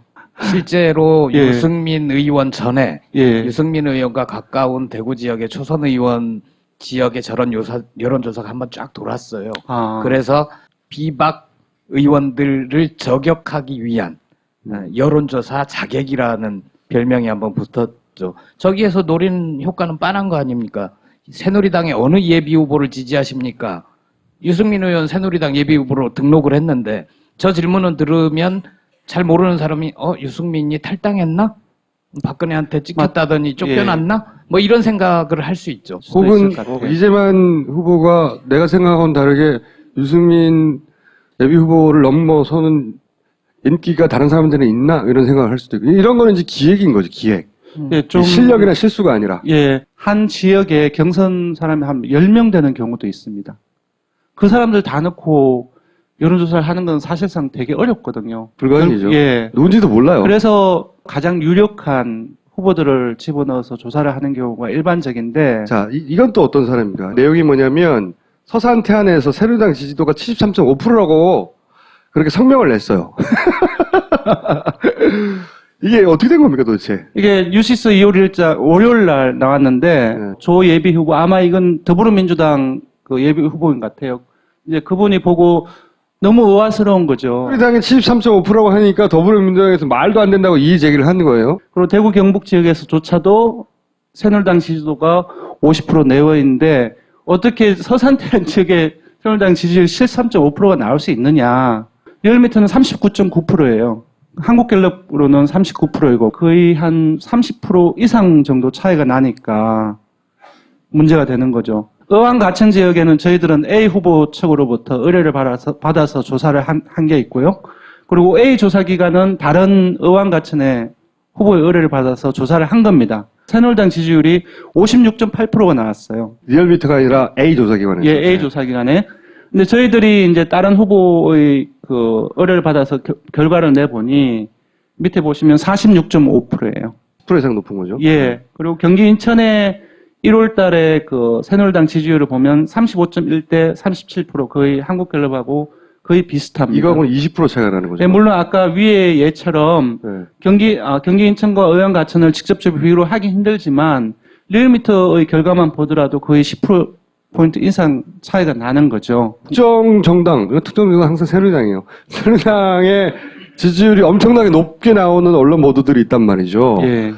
그거를 우리가 어떻게 볼 것이냐. 왜냐하면 지역신문 봤는데 새누리당이 70%래 혹은 50%래 그러면 아 여기는 새누리당이 굉장히 높구나 이렇게 생각하고 넘어갈 수 있잖아요. 예. 그죠? 왜 이렇게 나오는 겁니까? 기본적으로 여론조사를 결과를 산출해야 되는 과정에 있어서 문제가 있는 거고. 그게 장난이라는 겁니다. 아닙니다. 장난은 아니에요. 그래요? 제가 지금 설명드린 부분들이 여러 가지 한계가 있어요. 뭐냐면 기본적으로 우리나라에서는 선거조사에서 특히 집전화로 조사를 하고 자동응답으로 조사를 할 경우에 여권 성향, 즉 정당을 치자면 새누리당 지지층이 비율에 비해서 훨씬 많이 응답을 하게 됩니다. 73.5%가 나오는 것도 그것의 한 원인이고, 제가 볼 때는 A 조사기관에서 했던 부분도 56.8%가 다른 이제 조사기관에서 차이가 나는 것도 그 이유인데. 그러니까 집전화를 하면 보수 성향의 연령대가 높은 분들의 응답률이 예. 높아서 보수 정당이 지지율이 상대적으로 높게 나온다. 예. 그걸 모릅니까? 알지. 아는데도 그렇게 하는 거잖아. 예, 아는데 하는데. 그게 장난이라는 거예요, 내 말은. 조사 기법에 있어서 보통 이제 여성분들이 정치에 대한 관심도가 남성에 비해서 상대적으로 낮기 때문에 남녀 성간에 있어서도 좀 그 응답률이 차이가 납니다. 여성들이 훨씬 낮죠. 반 정도밖에 안 잡히는 경우도 되게 왕왕 있습니다. 그러면 그걸 그냥 통계 처리를 하느냐? 그렇지 않거든요. 보정을 하는 거죠. 예, 대표성을 이제 확보를 하기 위해서 보정을 하는데 어떤 식으로 하냐면은 500명의 여자분들을 받아야 된다고 했을 때, 그리고 실제 응답자가 여자분들한테 250명이 나왔어요. 그러면은 곱하기 2를 해줘요. 그래야지 500명의 효과를 가질 수 있기 때문에 대표성을 확보를 하기 위해서 성별, 그리고 연령별, 그리고 지역별, 금방 말씀드린 그런 방식의 통계 보정을 반드시 하게 되어 있습니다. 근데 여기서 보시면 아까 73.5%도 그리고 56.8%도 성, 연령, 지역별 통계 보정을 거친 후의 숫자입니다. 성, 연령, 지역별 통계 보정을 해주는 것처럼 정치 선항별 과대 또는 과세 표집이 그런 부분들을 통계 보정을 해줘야지 제대로 된 여론조사 결과가 나온다는 거죠. 그 보정을 안 했다는 거죠, 제대로. 그 통계 보정, 즉 성연령 지역처럼 정치선항별 통계 보정을 리얼미터가 가장 먼저 했어요. 그러니까 여기서 또 주목해서 볼 것은 이제 리얼미터에서는 그렇게 정교하게 보정해서 실제 가까워지고 있는데 다른 곳에서는 그런 경험치가 좀 부족해서 의도하지 않았지만 저렇게 과잉 대표되는 현상이 있을 수 있다고 설명하고 있고요, 리얼미터는. 근데 저는 이제 리얼미터가 그렇게 해서 실체에 가까울 수도 있고 또 그 조사 기법이 잘못해서 또 틀릴 수도 있죠. 근데 이 문제는 기법상의 문제라고 하면 그게 아니라 단순히 실력이 부족해서가 아니라 의도를 가진 것도 의도를 가진 걸 수밖에 없다는 의심이 가는 경우가 항상 많이 있다고요. 그 여론조사를 조심해야 한다는 얘기를 하는 겁니다. 제가 하고 싶은 이야기는. 예, 그런데 이 경우는 그런 경우가 아니라는 거. 알았어요. 정말입니다. 예. 알았어요. 네. 예. 이건 뭐 어떤 겁니까? 예. 그 박근혜 대통령의 힘은 정말 대단합니다. 이것은 선거 여론조사에서도 드러나는데요. 대구에서는 대단하죠. 예, 대구에서뿐만 아니라 다른 지역도 일부 그렇습니다. 되게 재밌는 경우인데 대구 모 지역의 여론조사를 저희들이 했어요. 그러니까 이 회색만 보세요. 회색만. 회색은 박근혜 후보와의 함께한 무슨 경력을 거론하지 않고 여론조사를 했더니 2% 나왔다는 거예요. 근데 이 시오브를 박근혜 후보와 뭘 한 거를 거론하면서 여론조사를 했더니 10% 가까이 올랐다는 겁니다. 박근혜 호명의 효과가 이만큼이라는 거죠. 대구에는 이제 진박 마케팅이라고 지금 일어나고 있잖아요. 실제 이만큼의 차이가 나니까. 예. 먼저 이제 선거 시즌이니까 정당 지지도가 가장 궁금하실 텐데, 새누리당이 지난 주간 집계, 예를 들어서 40.3%였는데 40.4%예요. 그리고 더민주가 26.9%였는데 27.1%로 0.2%포인트 올랐고 국민의당이 지금 어제 그 대전에서 창당대회를 했죠. 그리고 월요일 날에 그 지도부 구성, 그 당대표는 누가 하고, 뭐, 네네. 선대위는 누가 하고, 그런 언론 보도가 무지하게 급증했습니다.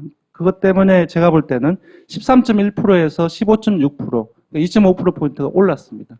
그러니까 10%대 중반으로 올랐었고, 그리고 정의당은 3.4%에서 4.3%로 0.9%포인트 올랐습니다. 지지자들이 조금씩 결집한다고 봐야 되겠네요. 그죠? 정당별로. 지난주 초에 그 새누리당 김무성 대표의 그 권력자 발언, 그리고 완장 발언이 있었잖아요. 그러면서 수요일 날 이후에 그 개파간 갈등이 되게 확대됐어요. 그래서 새누리당 지지율 일간을 보면은 지난주 목, 금요일 날 상당히 많이 떨어졌습니다. 그것이 월요일 날까지, 월화까지 지속이 되었어요. 근데 오늘 여러분 아실지 모르겠는데 북한에서 위성 발사 예고를 했죠. 근데 그 우리 정부에서는 위성 발사가 아니라 미사일 발사로 지금 지난번 위성도 미사일이라고 했죠. 그 청와대에서는 되게 강력하게 지금 반발을 했어요. 그러니까 대가를 치를 것. 그 정도. 예. 그 말 나올 때마다 웃겨요. 예. 그 대가를 치른다고 그러는데 한 개 확성기 단 거밖에 더 있나요? 그 볼륨을 높이면 예. 그래서 네. 무슨 대가를 치르게 하겠다는 건지. 그러니까 저희들이 봤을 때는 이 대북 그 사건 이런 부분들이 장기적으로 오래 가지는 않을 거라고 봅니다. 근데 오늘은 박근혜 대통령 국정수행 지지도도 그렇고, 김무성 대표도 그렇고, 금방 말씀드린 것처럼 이 40.4%에서 0.1%포인트 올랐지만 아까 말씀드린 5월하에서 많이 빠졌다고 요번에 많이 되게 올랐어요. 그래서 비슷하게 됐어요. 그게 없었으면 더 떨어졌을 텐데. 예, 더 떨어졌을 텐데. 근데 그리고 박근혜 대통령 국정수행 지지도 또한 그 주중에서는 44.8%에서 요번에 41.9%로 되게 떨어졌는데 사실상 어제 일간으로 보면 30%대로 떨어졌어요. 오늘 무지하게 급등을 해서 이렇게 차이가 줄어든 균형을 맞춘 것이다. 즉 단기적으로는 하루 이틀 정도는 이런 어떤 그 일종의 이제 북한과 관련된 사건들이 일어나고 나면 지지층들이 겹치하는 현상이 있고 오늘도 그것이 나타났다고 볼 수 있습니다. 그래서 북한을 못 버리는 거예요. 자, 그 다음에 대선 후보들은 어떻습니까? 문재인 대표가 1인데 18.8%에서 21.9%로 무려 3.1%포인트가 상당히 급등했습니다. 이번 주에요? 예, 이번 주에. 뭐 특별한 이슈가 있었나요? 왜 올라가죠? 지난주에 사퇴를 했잖아요. 사퇴를 하고 나서 언론 보도량이 급격하게 줄어들었습니다. 그래서 저도 떨어질 거라고 예상을 했었는데 오히려 지금 오르고 있는 것. 이제 저희들은 좀 일부 이제 분석을 해보자면 어제 조홍천 전 청와대 비서관이 그 문재인 대표의 영입으로 해서 입당한 그 기자회견이 있었잖아요. 그 부분도 일부 영향을 미쳤다고 보고. 근데 그러면 올라간 게 화요일부터 올라간 거예요? 그렇지는 않습니다. 월요일도 20%대로 유지를 했으니까. 그러면 그게 아니잖아. 그건 예, 그래서 예, 제가 보기에는 그렇습니다. 일단 물러나는 모습 자체가 비판했던 세력들이 결집하고 있지 않느냐. 안철수 공동대표죠. 공동대표도 올랐습니다. 13.2%, 13.9%. 월화에 창당과 관련된 여러 보도도 상당히 많이 늘었습니다. 그래서 큰 폭으로 뛰지는 않았지만 그 창당 컨벤션 효과가 좀 올랐다. 일어났습니다. 13% 정도. 예, 그렇습니다. 그 전주는 몇 프로였죠? 그 전주는 13.2%였습니다. 컨벤션 효과 이후에 예. 또 그런 호재가 좀 있나요? 만약에 이것이 지지율의 상승 효과를 예측을 하려면은 그 정도의 오름폭 자체가 지금보다는 조금 더 커야 된다고 생각이 들거든요. 그래서 이 숫자로만 봤을 때 앞으로 계속 이제 좀 상승세를 유지할 거라고 예상하기는 좀 어렵지 않는가. 김무성 대표는 어떻습니까? 김무성 대표는 조금 좋아졌어요. 16.8%에서 17.5%. 그러니까 김무성 대표 또한 이제 친박 비박 갈등이 확대되는 과정 속에서 지난주 목요일 날, 금요일 날, 그리고 금요일 날 기억하실지 모르겠지만 저출산 대책으로 해서 예, 그것이 이제 중국 동포들 좀 이민들을 받아들여야 된다. 이제 그게 SNS상이라든지 이제 그런 상당히 좀 논란이 됐죠. 그때 무지하게 많이 빠졌어요. 논란이 아니고 비난을 받았죠. 돌발성 이슈 때문에 빠진 것도 있지만 이제 전체적으로 봤을 때는 친박 비박 갈등이 김무성 대표의 지지율이 보이는 특징은 뭡니까? 소위 말해서 여권의 핵심 지지층들을 중심으로 해서 지지를 받는다는 거. 확장성이 없는 거네, 그러면? 예. 얼마 전에 저희들이 시사인하고 그 여론조사를 했고 아마 이제 가판을 팔아야 되기 때문에 아직 온라인은 안 올라왔어요. 근데 그게 보면은 대권 주자로 이렇게 부적합하다고 생각하는 사람은 누구냐고 이걸 함께 물어봤어요. 근데 1위가 네. 김영선 대표인데 이제 그거는 뭐냐면은 확장성이 좁다는 걸 의미하는 겁니다. 그만큼 이제 강고한 비판 세력들이 많다는 것은 확장성이 좁다는 거죠. 그래서 일단은 확장성이 크지 않고 그리고 핵심 지지층들을 중심으로 해서 묶여져 있고 그리고 아시다시피 2위가 오세훈 전 서울시장인데 2위하고 1위하고 그 김무성 대표하고 차이가 상당히 큽니다. 1등 효과네요. 어떤 의미에서는? 어떻게 보면 그렇게 있죠. 예, 그래서 줄 사람이 없으니 이제 예, 여권에서. 만약에 김무성 대표가 지지율을 높이게 한다면 정책적인 어떤 자신의 뚜렷한 특색이라든지 그런 것들로 자기 지지층을 모아야 되지 않을까 그런 생각을 하는 거죠. 저도 두 가지 질문이 있는데요. 예. 하나는 이제 김무성 대표 관련해서 총선이 다가올수록 친박 비박 간의 갈등은 지금 소리 없는 총성처럼 벌어지고 있는데 더 커질 거란 말이에요. 김무성 대표가 박근혜 대통령을 향해서 각을 세우면 지지율이 어떻게 변화할지. 대통령의 지지층, 그러니까 대통령이 지금 국정수행을 잘한다라고 했던 사람들을 지지층이라고 하고 잘 못한다고 하는 사람들을 반대층으로 합니다. 그래서 그 두 그룹 간의 김무성 대표에 대한 태도를 지지율로 보면은 기본적으로 김무성 대표의 전체 전국 지지율은 이쪽 박 대통령을 지지하는 층에서 지지를 많이 하면 할수록 같이 움직이는 경향이 있어요. 그 말은 뭐냐면은 박 대통령의 지지층에 가장 큰 영향을 받는다는 거죠. 그러면 박근혜 현 대통령이 김무성을 지지하지 않는다는 시그널이 가면 김무성 대표 지지율의 큰 축이 무너지겠네요? 그럴 수도 있습니다. 이제 안철수 의원의 영향도 있지만 최근에 이제 친박 비박의 갈등 이후에 빠지는 부분들은 실질적으로 박근혜 대통령의 지지층, 새누리당 지지층에서 빠진 원인이 가장 큽니다. 보통 설 연휴 동안 전국의 민심이 한번 싹 섞인다고 하잖아요. 아, 예, 재밌는 조사. 요새도 그런가요? 가족하고 모임할 때 정치 관련 담화를 하느냐, 할 거냐 물어봤는데 한 50대 50으로 할 거라는 것이 상대적으로 되게 많이 나왔다고 봐요. 근데 재밌는 질문은 뭐냐면은 두 번째 질문이 4.13 총선과 관련해서 가족 중에 선생님과 다른 의견을 가지신 분이 있을 때 그 선생님의 의견을 설득하겠느냐라고 물어봤는데 정치 성향별로, 그러니까 지지정당별로 상당히 조금 다르게 나왔어요. 즉, 더민주하고 국민의당 지지층 같은 경우는 한 70%대 초반이 설득하겠다라고 나왔고, 그 반면 새누리당 지지층 같은 경우는 60%대, 물론 차이는 많이 크진 않는다. 어느 정도 좀 약간 경향은 보이는 거죠. 60%대 후반대로 조금 낮게 나왔어요. 그러니까 오차범위 내기는 하지만 한 5% 정도 차이가 났거든요.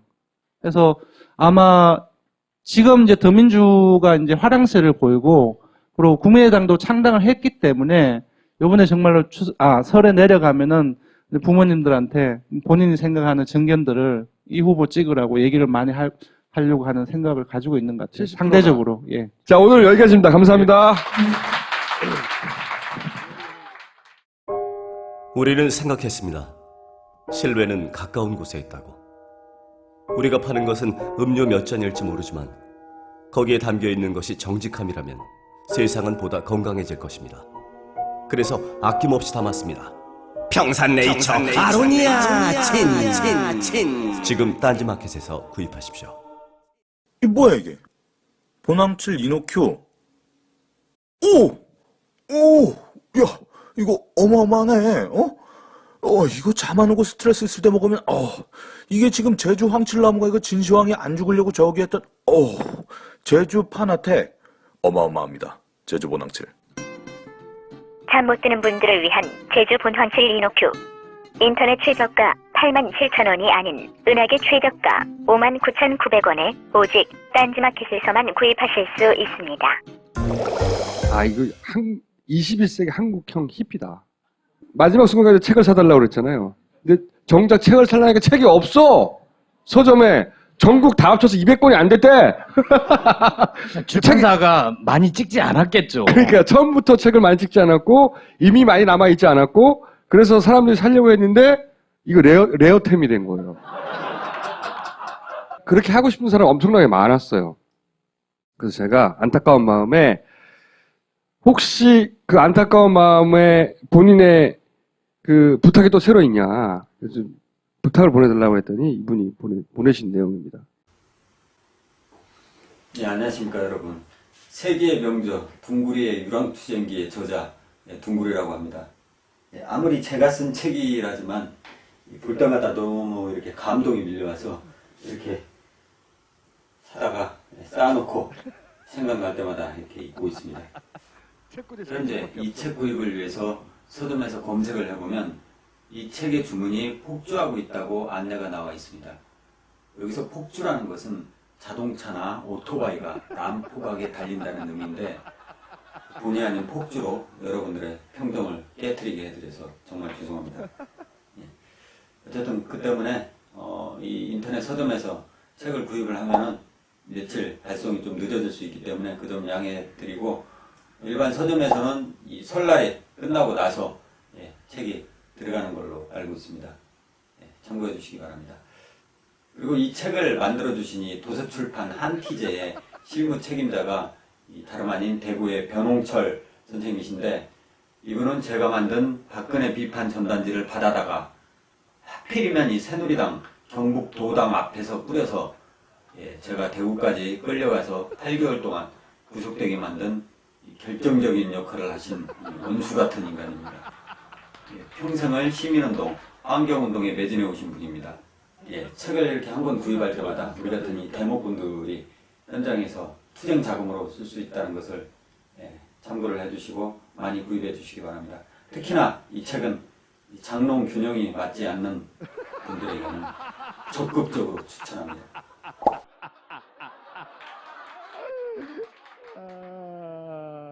자, 레어템이에요. 전국에 200개밖에 없었다니까.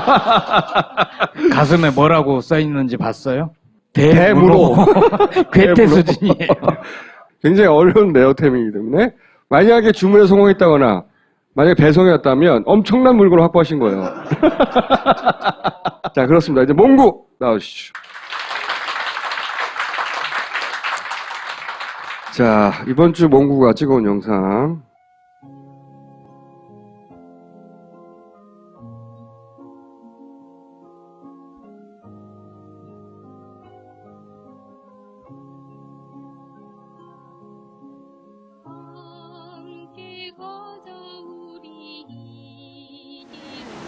좋은 나라 안전한 나라 만든 게 서명한가요?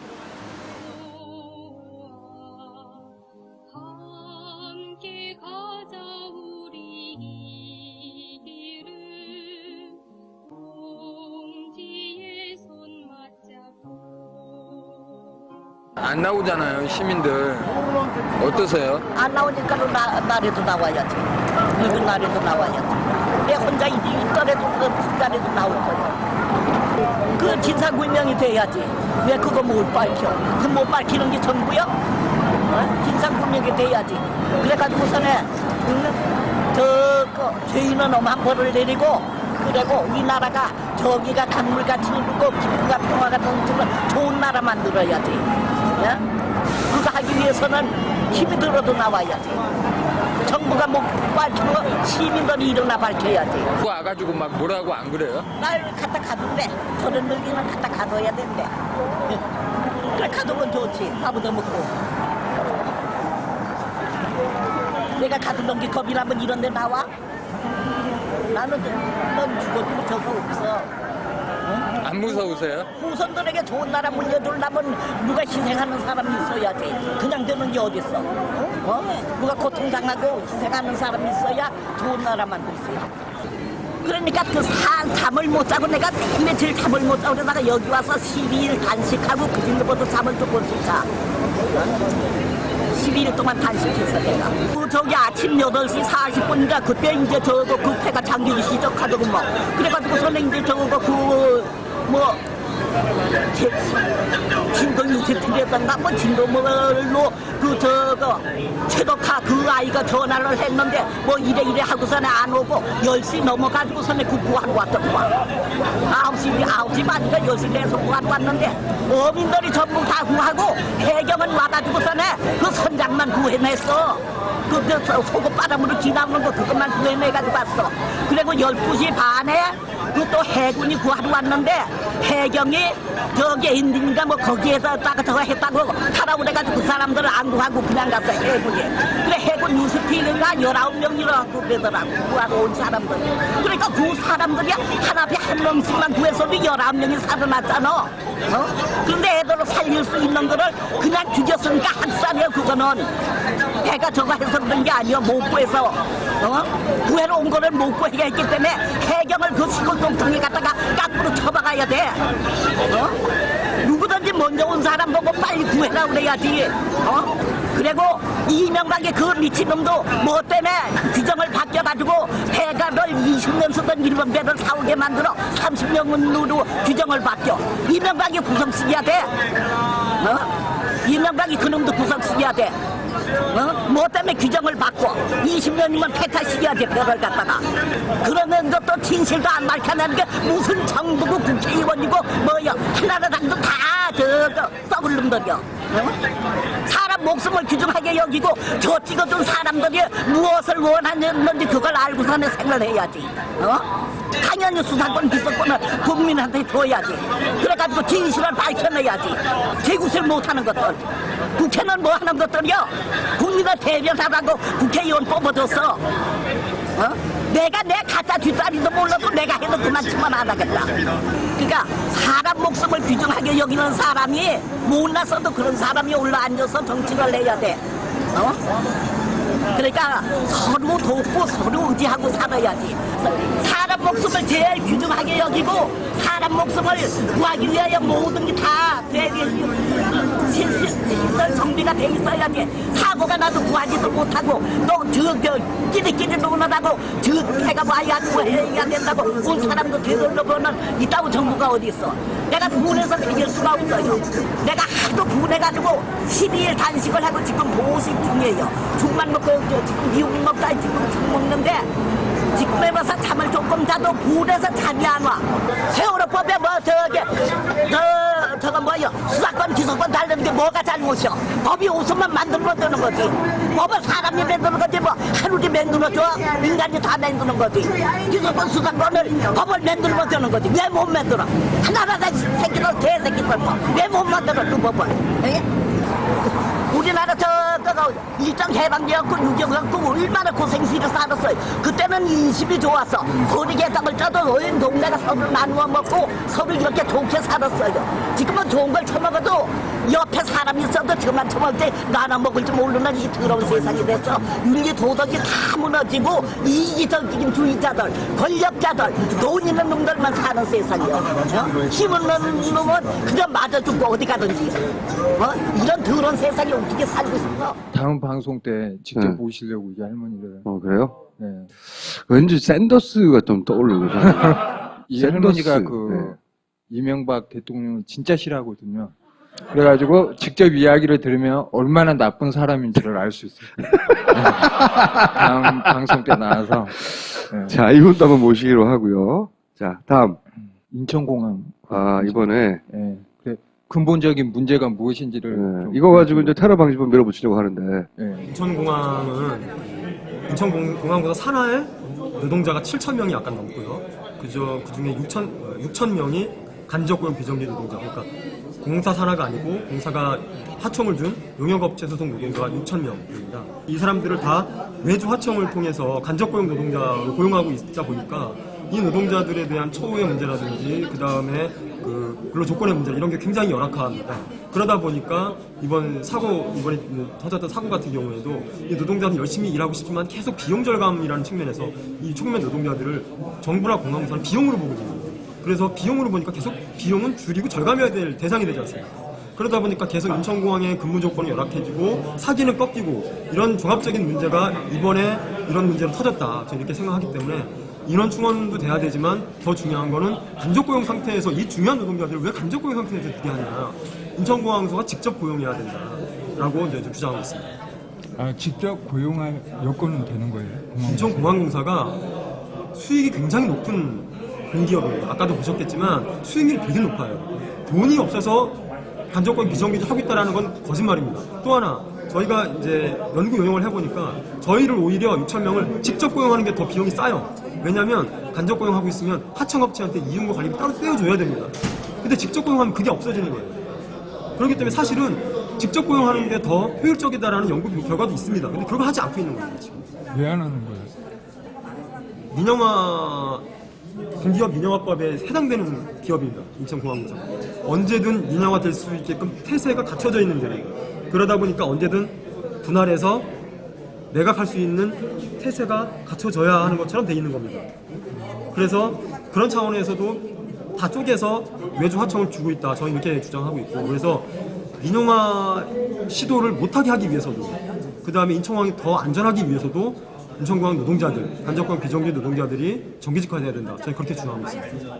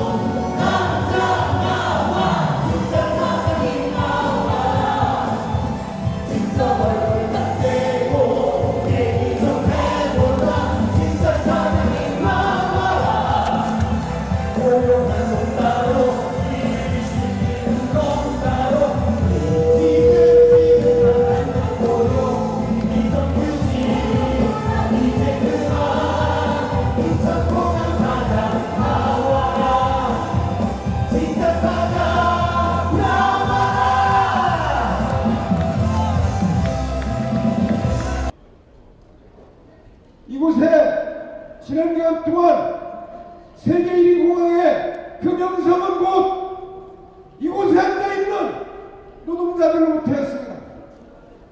그것을 부정할 수 있는 근거가 있으면 가지고 나온다는 겁니다. 인천공항의 비정규직 노동자는 다 죽었다고 생각이 되기 때문에 그래서 썼다고요. 어쩔 건데요? 억울하시면 쓰세요. 하나 드릴게.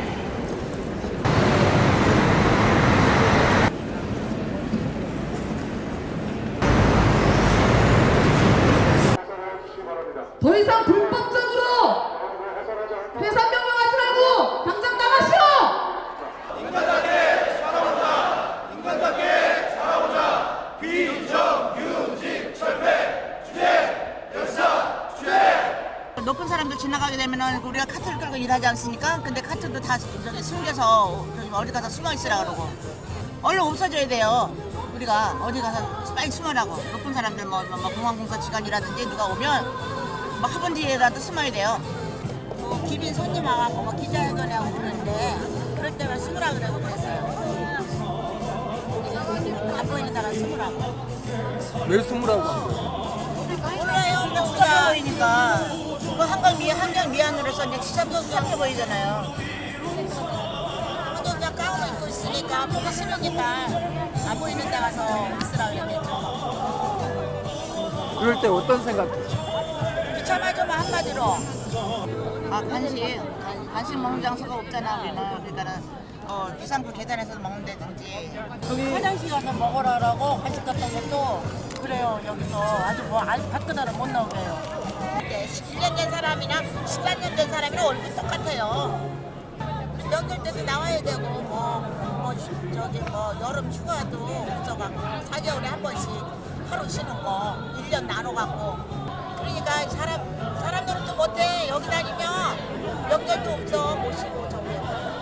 정말 우리가 사람인데 손을 씻고 해야 되는데 화장실 안에서만 있어야 되지 밖에 나올 일 못하게 합니다. 너무 갑갑해요. 청소하는 입장에서. 복도에 써져 있는 건 그렇잖아. 우리 가족이라고 하면서 이럴 때는 뭐 가족 취급해 아니잖아. 그건 뭐 상타구 할 때만 인천공항 가족이라고 이렇게 말하면서 실제로는 뭐 가족 취급하는 거 아니잖아. 나는 그렇게 생각해. 그 민영화 때문이라는 분석에 전 동의해요. 민영화 할 때 가장 어려운 게 이게 공기업에 만약에 그 직원이 고용보장을 해야 된단 말이에요. 근데 저렇게 비정규직으로 있으면 그 회사하고 계약만 끊으면 되거든요. 그냥 하청업체하고 계약이 해지된 거지 저런 6,000명을 해고할 필요가 없어지는 겁니다. 언제든지 민영화할 수 있게. 저는 그래서 그렇다고 생각하고 인천공항이 실체가 이렇다고 6,000명이라잖아요. 7,000명, 6,000명이 저런 상태라고 하니까 다죠 다. 여행객 수나 그 규모는 커졌는데 처음 개항할 때 그리고 근데 그 비정규직 노동자들은 그 공항에 일하시는 분의 수는 똑같은 거예요. 그때나 지금나. 그래가지고 이렇게 막 일이 더 많아지고 하다 보니까 이런 미입국 사태나 아니면 그런 게. 근데 이거를 이제 그 정부 여당 청와대에서는 이제 그 테러 방지법으로 연결해서 이 노동 환경을 개선하거나 고용 상태를 개선하는 게 아니라 자기들 법안을 밀어붙이려고 하는 거죠.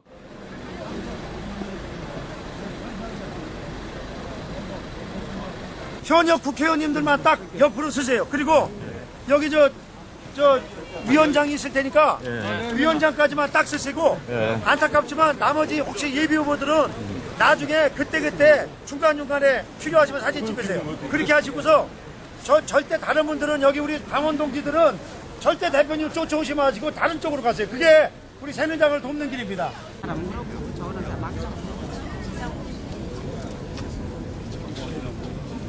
그 다음에 인사많은 남산, 그 다음에 떡집, 그 다음에 동정집, 그 다음에 이제 호떡집 이렇게 가서 쓰시면은 나머지 분들은 반대쪽으로 좀 해서 물건을 팔아주세요. 왔다 갔다 하지 말고 물건 다 팔아주세요. 안녕하세요. 안녕하세요. 안녕하세요. 사장님 저도 아까 안 봤어요. 네. 전달해서 이분만 살짝 돌리세요. 네. 오시고 환영합니다. 감사합니다. 대표님. 얼마예요? 저도 이렇게 하나씩 먼저 와 있습니다. 저기 김학용 입장. 네, 고맙습니다. 네, 김학용입니다. 이것 때문에 좀 약간 요것 때문에 좀 그림이 그렇지. 요걸 어떻게 방법이 없나? 요걸 여기 떠가지고 여기 그리고 제일 낫겠다. 어디 계세요? 여기 앞으로. 너네 무슨 떡이 제일 많이 나가? 아무래도 제일 많이 나갔죠. 떡국떡이. 나도 좀 하나 줘요. 나 저 쑥떡 종류. 색깔 있는 거. 이거 서비스요. 내면 들어봐. 예, 얼마나? 만 원입니다. 이거 5,000원 큰 게 만 원. 시작! 남대문 시장 화이팅! 여기까지 오세요. 여기까지. 자, 준비 키가 크기 때문에 넣으시면 됩니다.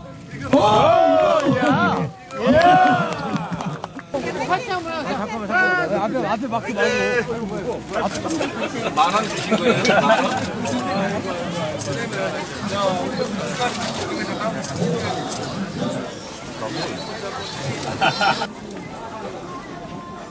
그리고 동선 지도 같은 거 난 처음 봤는데 저도 깜짝 놀랐던 게 그 청와대만 그 사전 질문 받는 게 아니라 대표가 오기 전에 어느 점포를 갈지를 정하고 미리 얘기를 해서 그래서 거기에 이제 대표하고 기자들이 오면 굉장히 반갑게 맞아달라고 점포를 정해놓은 다음에 그런 다음에 간다는 거네? 네, 맞아요. 시장을 방문해가지고 쑥쑥 보다가 이 집에 들어가고 악수하고 이게 아닌 거네? 네.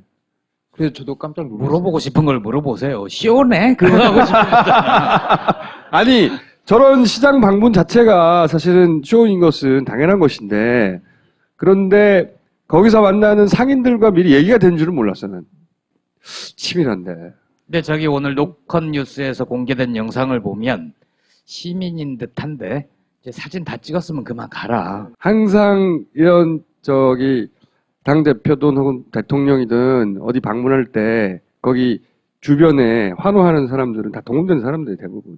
맨 처음에 그 동선 그 용지 있잖아요. 그 노컷뉴스 기자가 보여준 거예요. 그거 어디서 입수했대? 네? 어디서 입수했대? 아니 거기에서 나눠줬나 봐요.